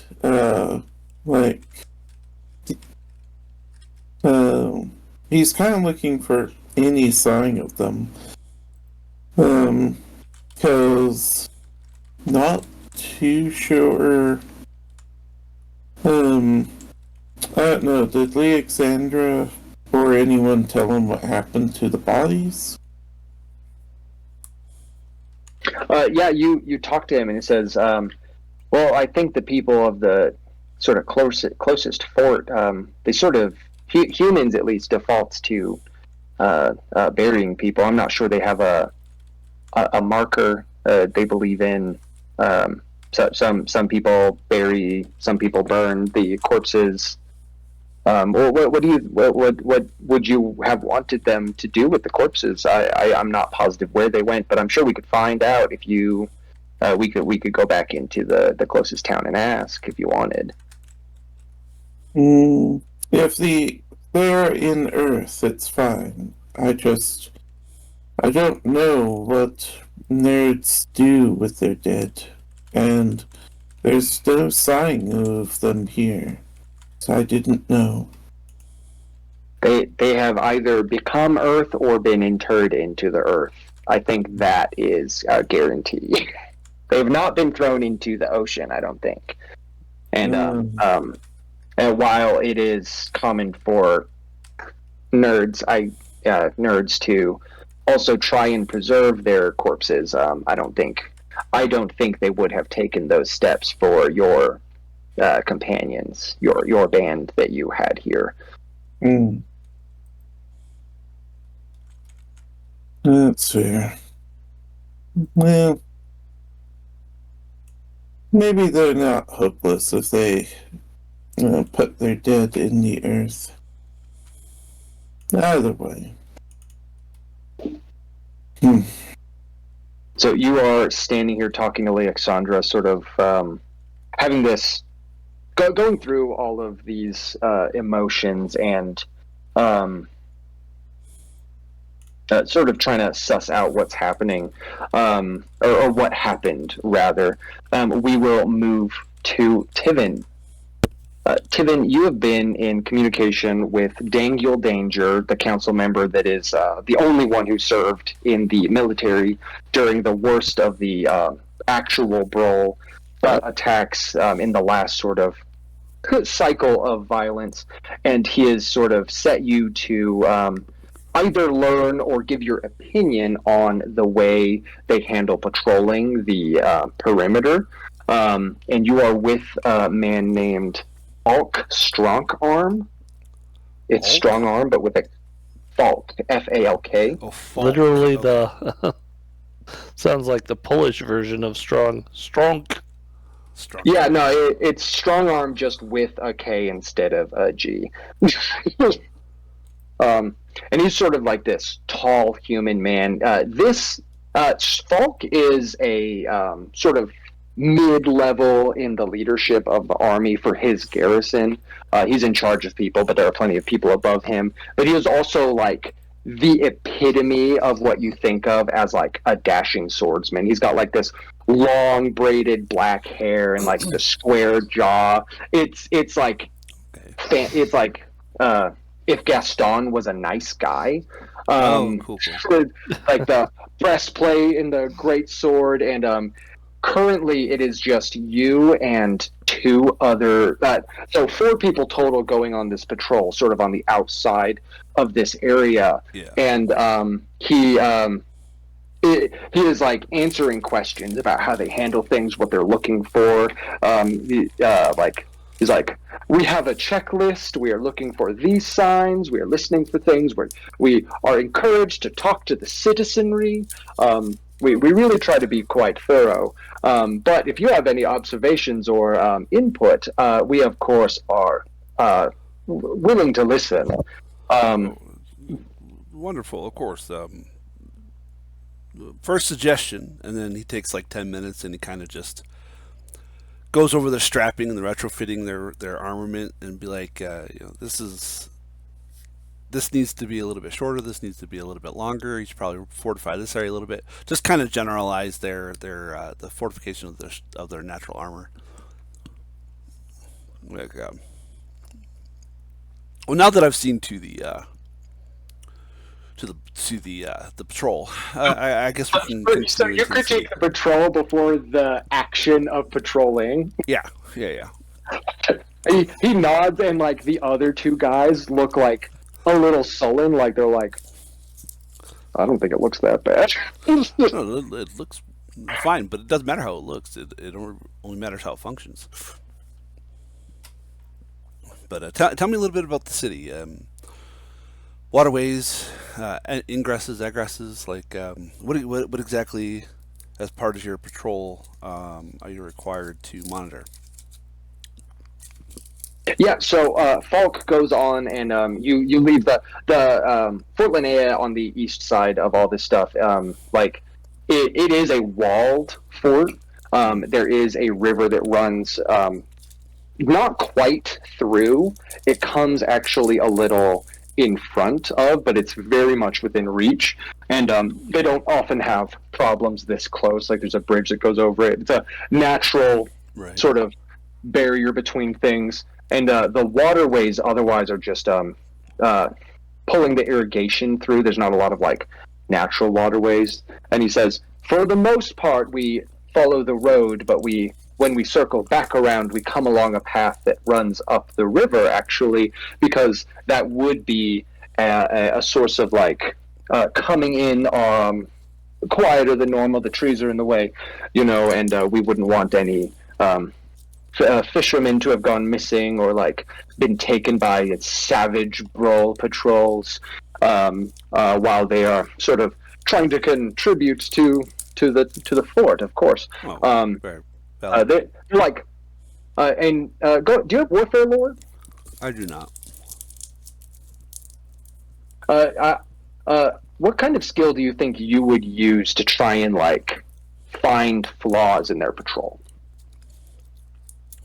In the patrol itself, nothing. I'd probably just use a flat intelligence check. Would be +0. Okay, yeah, go ahead and roll the flat intelligence check. Okay.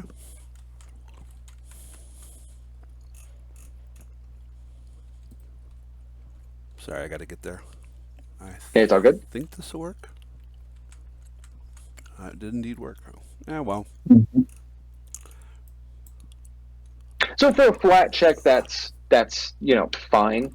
You're looking at their patrol, and the biggest problem you're seeing is like the checklist is good. The things he's saying are solid, but you're talking to someone who views themselves and comports themselves exceptionally. Like this guy has done what he needs to do to be like the example. Sure. Of like this kind of thing. So what you're seeing is like there's not like signatures. There's not like if something bad happens, like you wouldn't have accountability.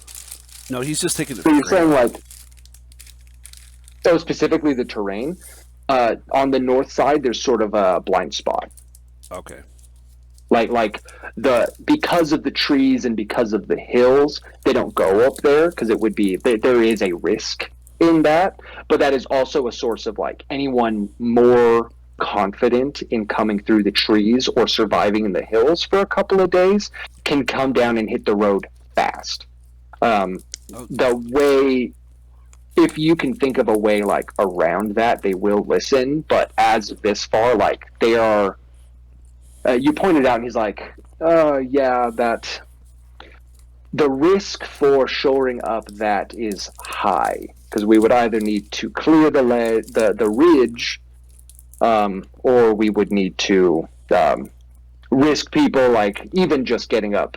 Yeah. To look over that ridge could be an injured leg or at least hours of time. It's a spot that could be what's the word?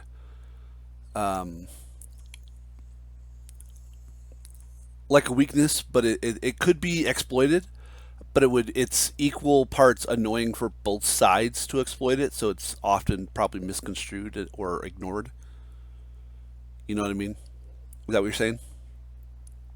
Yes. Yeah, that is. It's a good area to invade, like I quote unquote to invade from, but it would take effort on both parties' parts. So because they're so comfort and it's been a while, they can just kind of like it's not worth it to them because they don't think it's worth it to an enemy. But it is a defensible position in that if an enemy was steadfast enough to exploit that vulnerability, they could do so. And then so if that's what it is, then that's what I'll approach. Yeah, you mentioned that to him, and Falk turns to the other guys and he says, "Mark the map there." And we will put it on. If anything comes up, we will. Yeah. We're probably not going to send people up there, but I think we will have this spot be a spot where we focus our attention. I don't mean to cut you off, sir, but you could make it as part of the College of Ingenuity. You could have it be like a senior's dissertation. Like, just hand it off to somebody. It's probably nothing that's going to happen anytime soon, but it might be an eventuality, and it could be something that you could just hand off to a student. Does that make sense? He fully, like, closed face, like, taps your shoulder and says, "Utilize the children, yes!" It's like, no, that, in all seriousness, that's a very good idea. Plenty of people would have... everyone would benefit from that. They would get their research or whatever their graduation certificate is, and we would have a safe ridge. Yeah. No, that is. I will absolutely put that up. Yeah, Tivin mirrors the hand / fist or whatever on the opposing shoulder, so that it looks like they're. Although I'm sure they're like 2 feet, 3 feet in difference in height. Yeah, absolutely. But he mirrors it with his hand up, and he goes, "Now you get it." Say one more time. I missed that last part. Now you get it. Yeah, he says, "You have good eyes, my Donin." He. This is a legitimate. Yeah. He's asking like. Dunun. Dunun.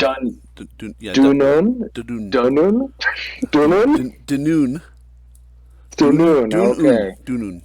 Dunun. Yes. My Dunun friend. Put your fat tongue on the roof of your mouth. Dunun. Oh, hey. Yeah, there we are. Thank you. Good.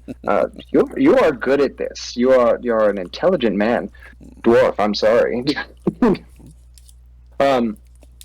And you guys continue.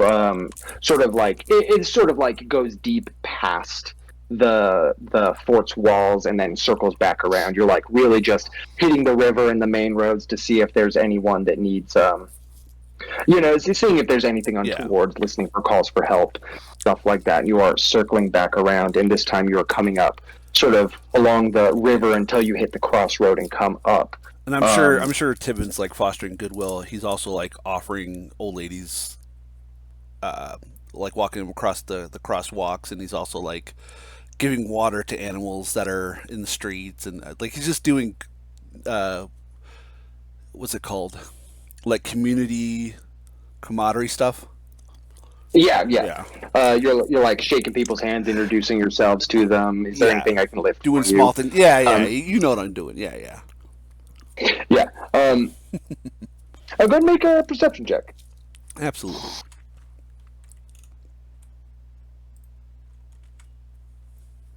Oh man, they took all the good rolls. Yeah. You're helping all of these people and going along this patrol and like pointing things out, and like they're like they've not taken like no notes at all, like they've marked stuff on the map that you've brought up.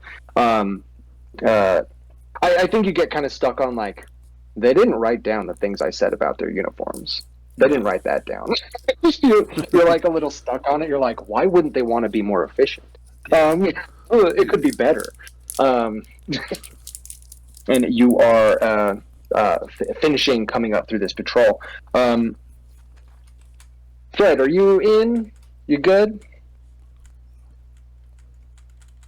Are you there, Fred?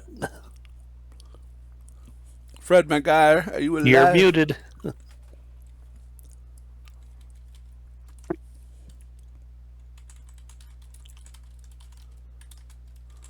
You're muted, Fred.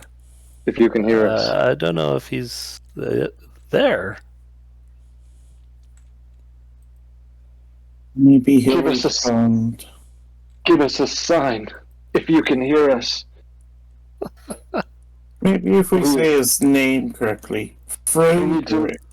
Durf. We need to look. Durf. We gotta light a candle and go in the bathroom and look in the mirror and say Fredge 3 times and turn around. Yeah. And he will appear with dice in hand. Okay. I could do that. Yeah, that would be wild. Instantaneous teleportation. It's going to be the future of gaming. Just 7 players. Yeah, absolutely. That would be so useful. Well, until we get Toady out of the shower and we're like, oh, well, good thing we have clothes on hand. Yeah. Yeah, you have to be ready for all every eventuality. That's right. Every eventuality, like you got to make sure the toilet seat is up, just in case. You never know. Okay, well, we can continue from there, and we'll get back to Fred when Fred's here. He's probably yelling, I'm here. Like, no, you're not. We can't hear you. You're not here. Yeah. So, Komarov, you're in this sort of crossroads, looking at all of this stuff, talking to Leoxandra on the way, sort of in this this sort of like neutral area where it's like there's not like a concrete this is the line where Brawl starts and Minralthen ends, but sort of like the area between the two established places in both of those places. And from the Minralthen side of the road, you see a Brawl patrol with a cart with two human men inside of it, like in shackles. Um, at this moment, when they enter this crossroad, is also when Katha and Tivin come in with their people, and immediately Falk looking fully past and over Komarov, like does not draw his sword, but definitely like makes it known that he's ready to draw his sword. Looking at these Brawl with these human captives, says, "What is the meaning of this?" And like steps forward, basically getting nose to nose up with this Brawl captain.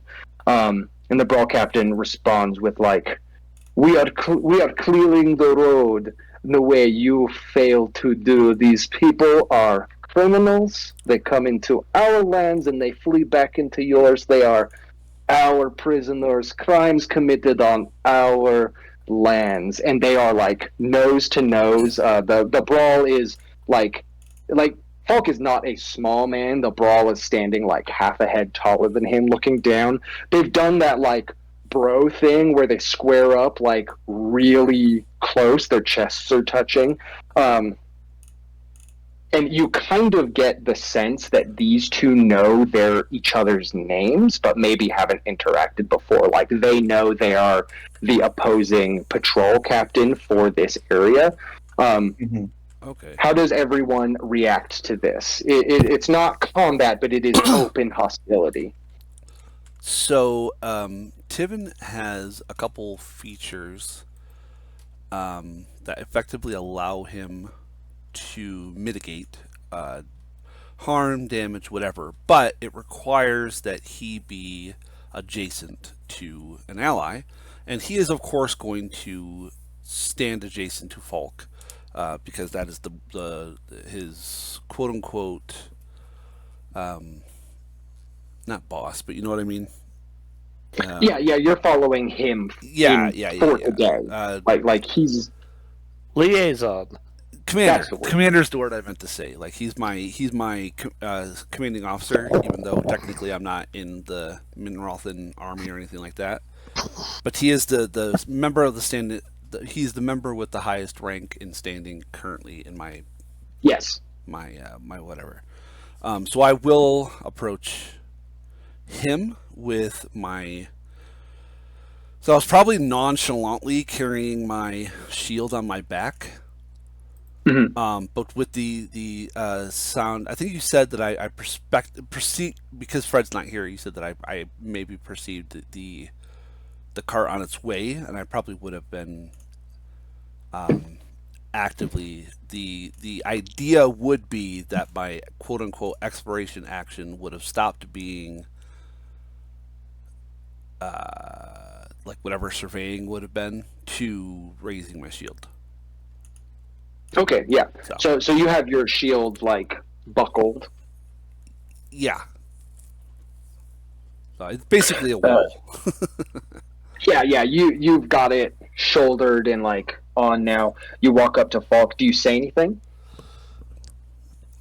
No, I'm listening to the interaction to see if there's any. I'm listening for trigger words and body language, but no. Okay, so you're on edge, or you're ready. Well, I have no authority over Brawl or human Minralthans or anything of that nature, so I'm literally just waiting for orders, I guess, because that's technically my task is to continue serving Falk.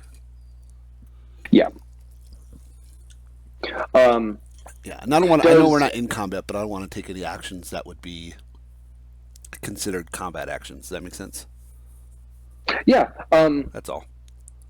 Damn it. So you walk up. Go ahead and give me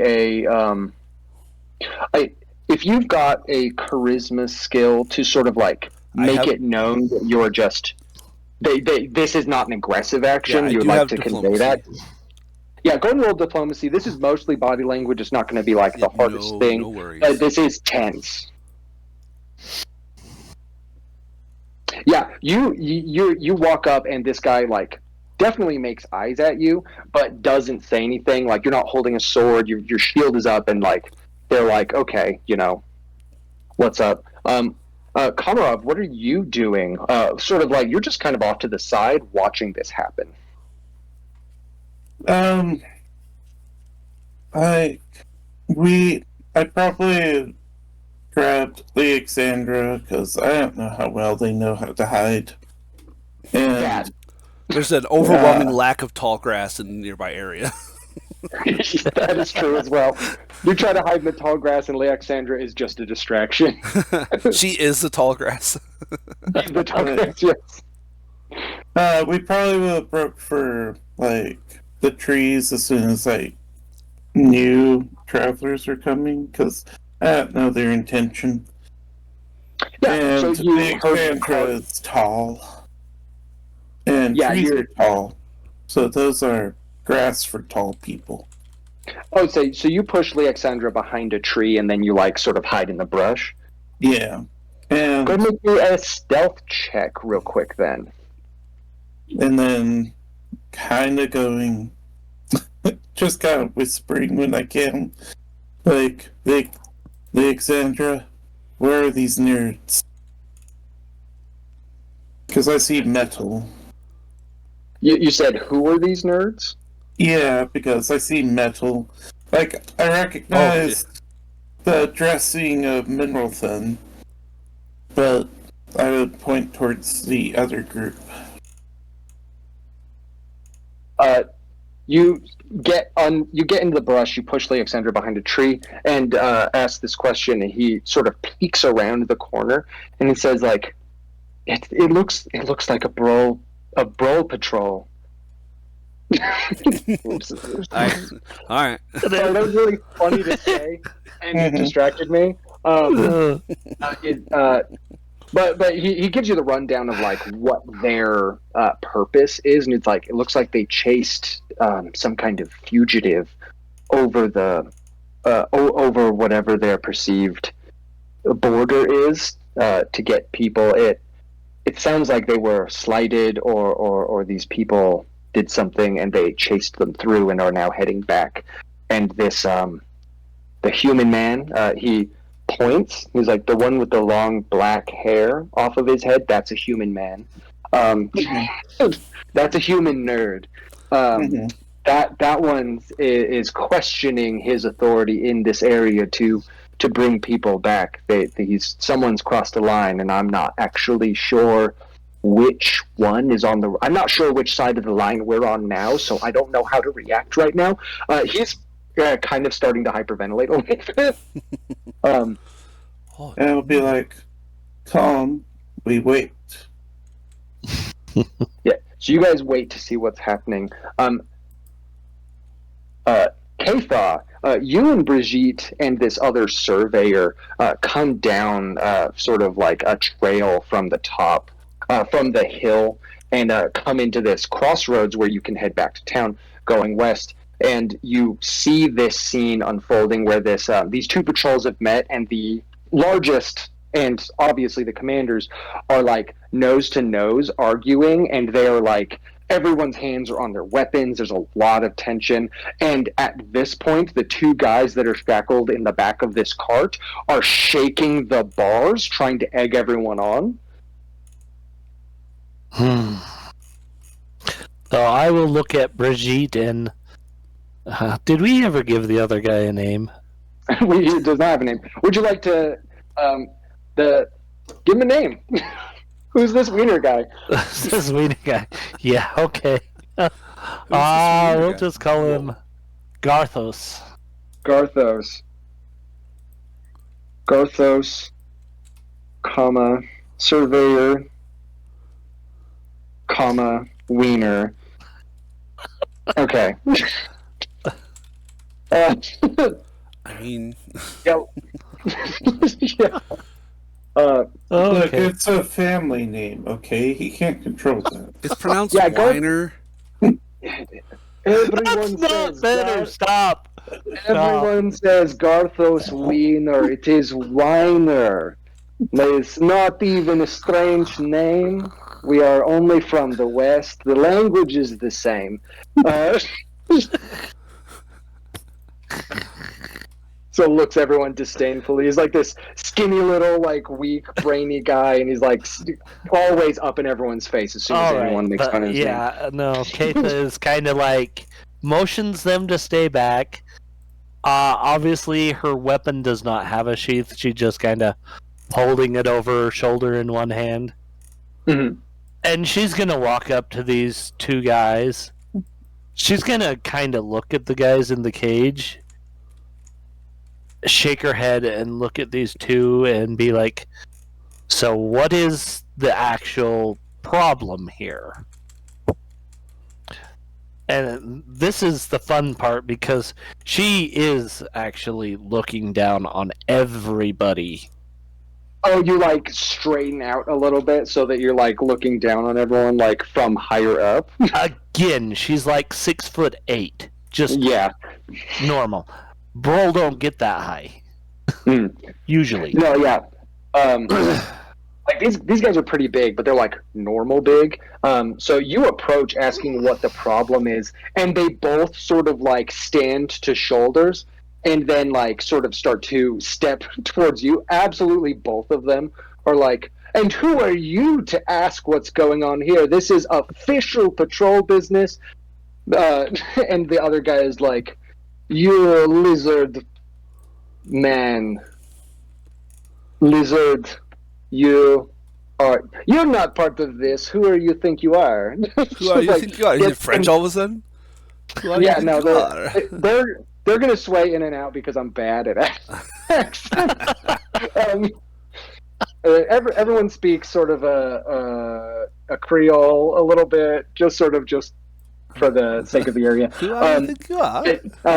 They both stop fighting with each other for 1 second to look and basically demand like, what authority do you have here? We don't know who you are, and you're not wearing like a standard they recognize. Before they like, they step up shoulder to shoulder and then turn again to face each other. But now there's like a little bit of space so that you can effectively all be squaring off against each other. Like you inserted yourself as part of it and they just accept it. Okay. Now the three of us are fighting. No, her response would be, I am Keitha, acolyte of the goddess Salandrith, and I want to know what is happening here. The thing that is happening is we have prisoners that need judgment in Brawl lands for crimes on Brawl lands. And the other guy says, you don't have the authority to cross the line, regardless of what these... I imagine at one point in time they were honorable. Everyone's got their moments. They made it across the line, bud. That's like the end zone. It's over now. You lost. You can't come over the line. Like making a lot of excuses without knowing like the full scope of things. Go ahead and make me a diplomacy check.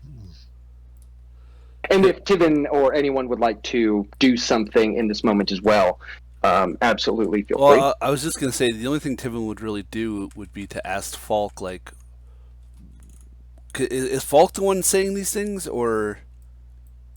Yeah, Falk is the one advocating for like them not being taken to Blood lands.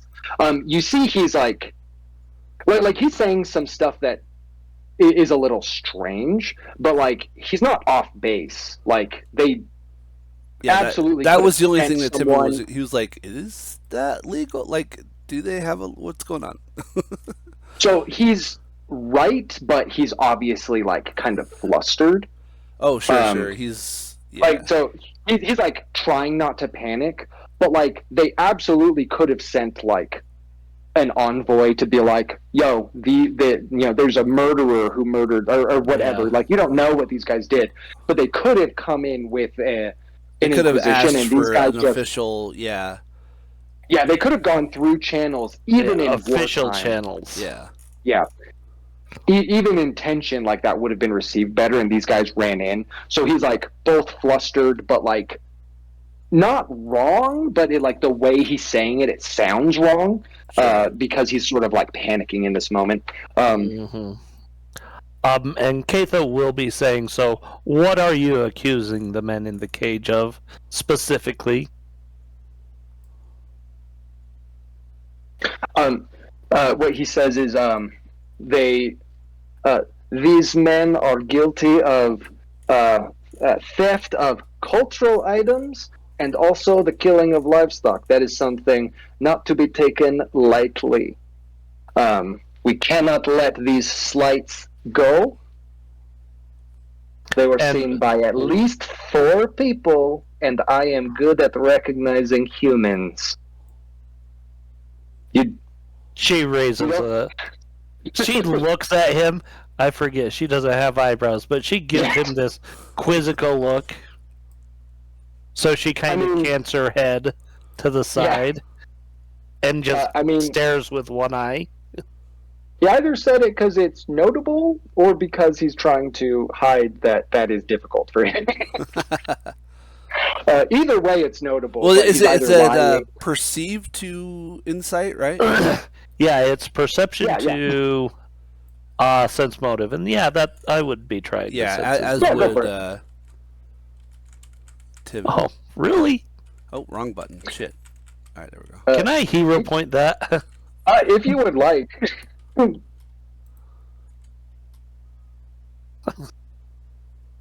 Because I'm just like, I don't like that. Yeah.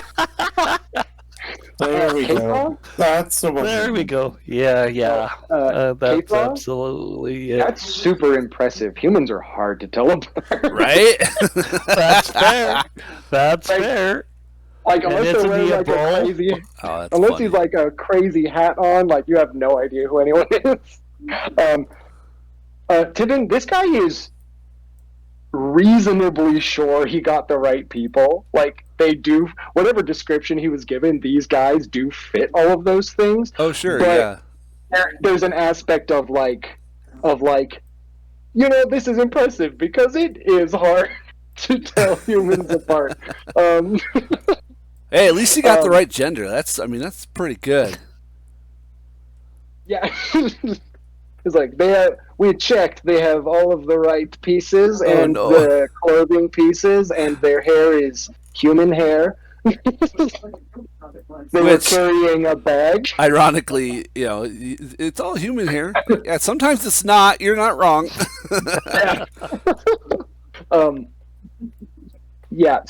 So Kay thought this guy notably good at recognizing humans, differentiating them, and that's cool.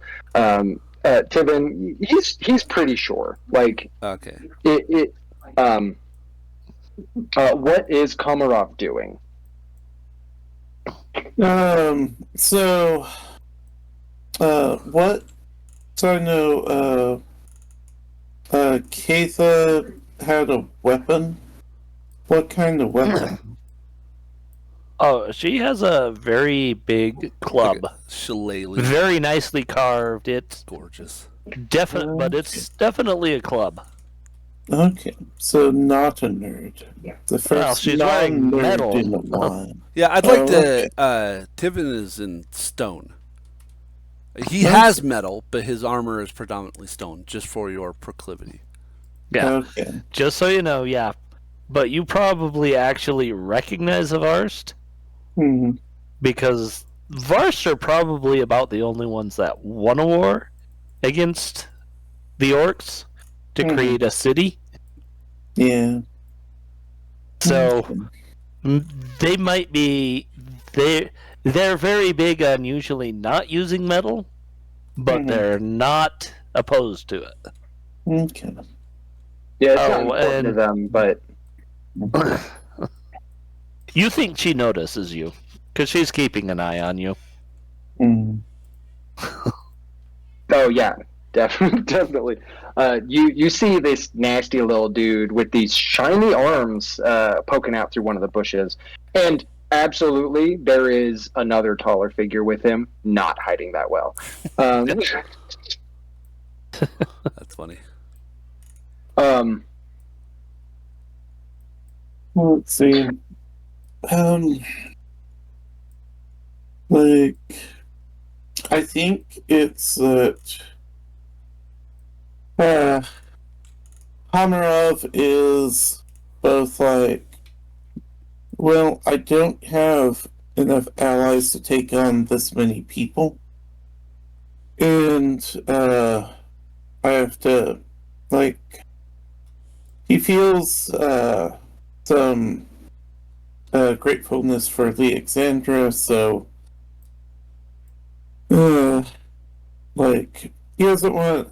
I thought about just hucking like a rock or something, but was like at someone or just as a distraction? Like basically, what he was thinking was if he just causes a little violence where they don't know who caused it, like, they all might kill each other and solve the problem of whatever's going on that he doesn't understand. But Okay. he doesn't want to get Alexandra caught up in it. So we're just gonna sit this out until something happens. Like, until he knows. Oh, what happened? I think we lost Fred again. Okay. Did we ever have Fred? I mean, no. Yeah, there's a chance that Fred heard some things. We did say he was muted, right? Like if he could hear us, he would have. Okay. Fred is always in our hearts, so he yeah. He Fred knows. permeates the space. Come on, go ahead and give me a perception check while you're watching this go down. Sure.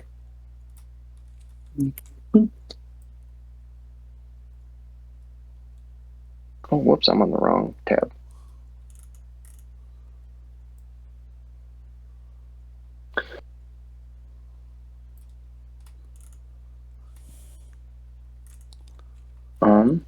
Luckily for you, and sort of for everyone, the DC for hearing this is 10.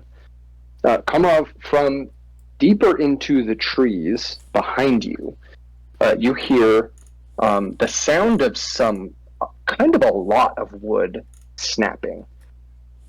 And you turn to see a shadow that how tall did you say you were?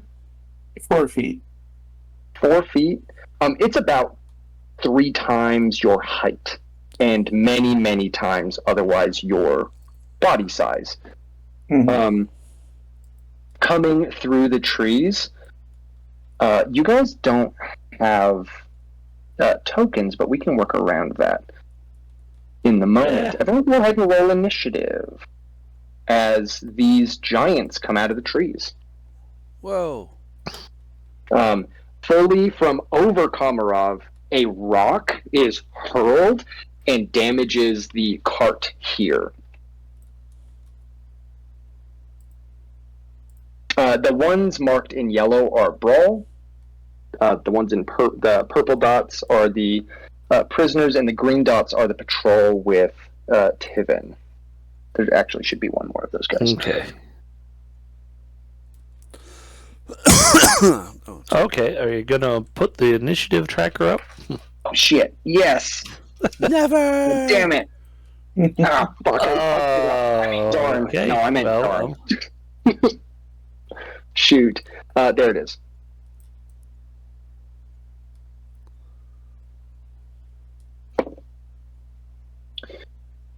What is your thing, bud? Oh, that's not even the right number. Let's do this Earth.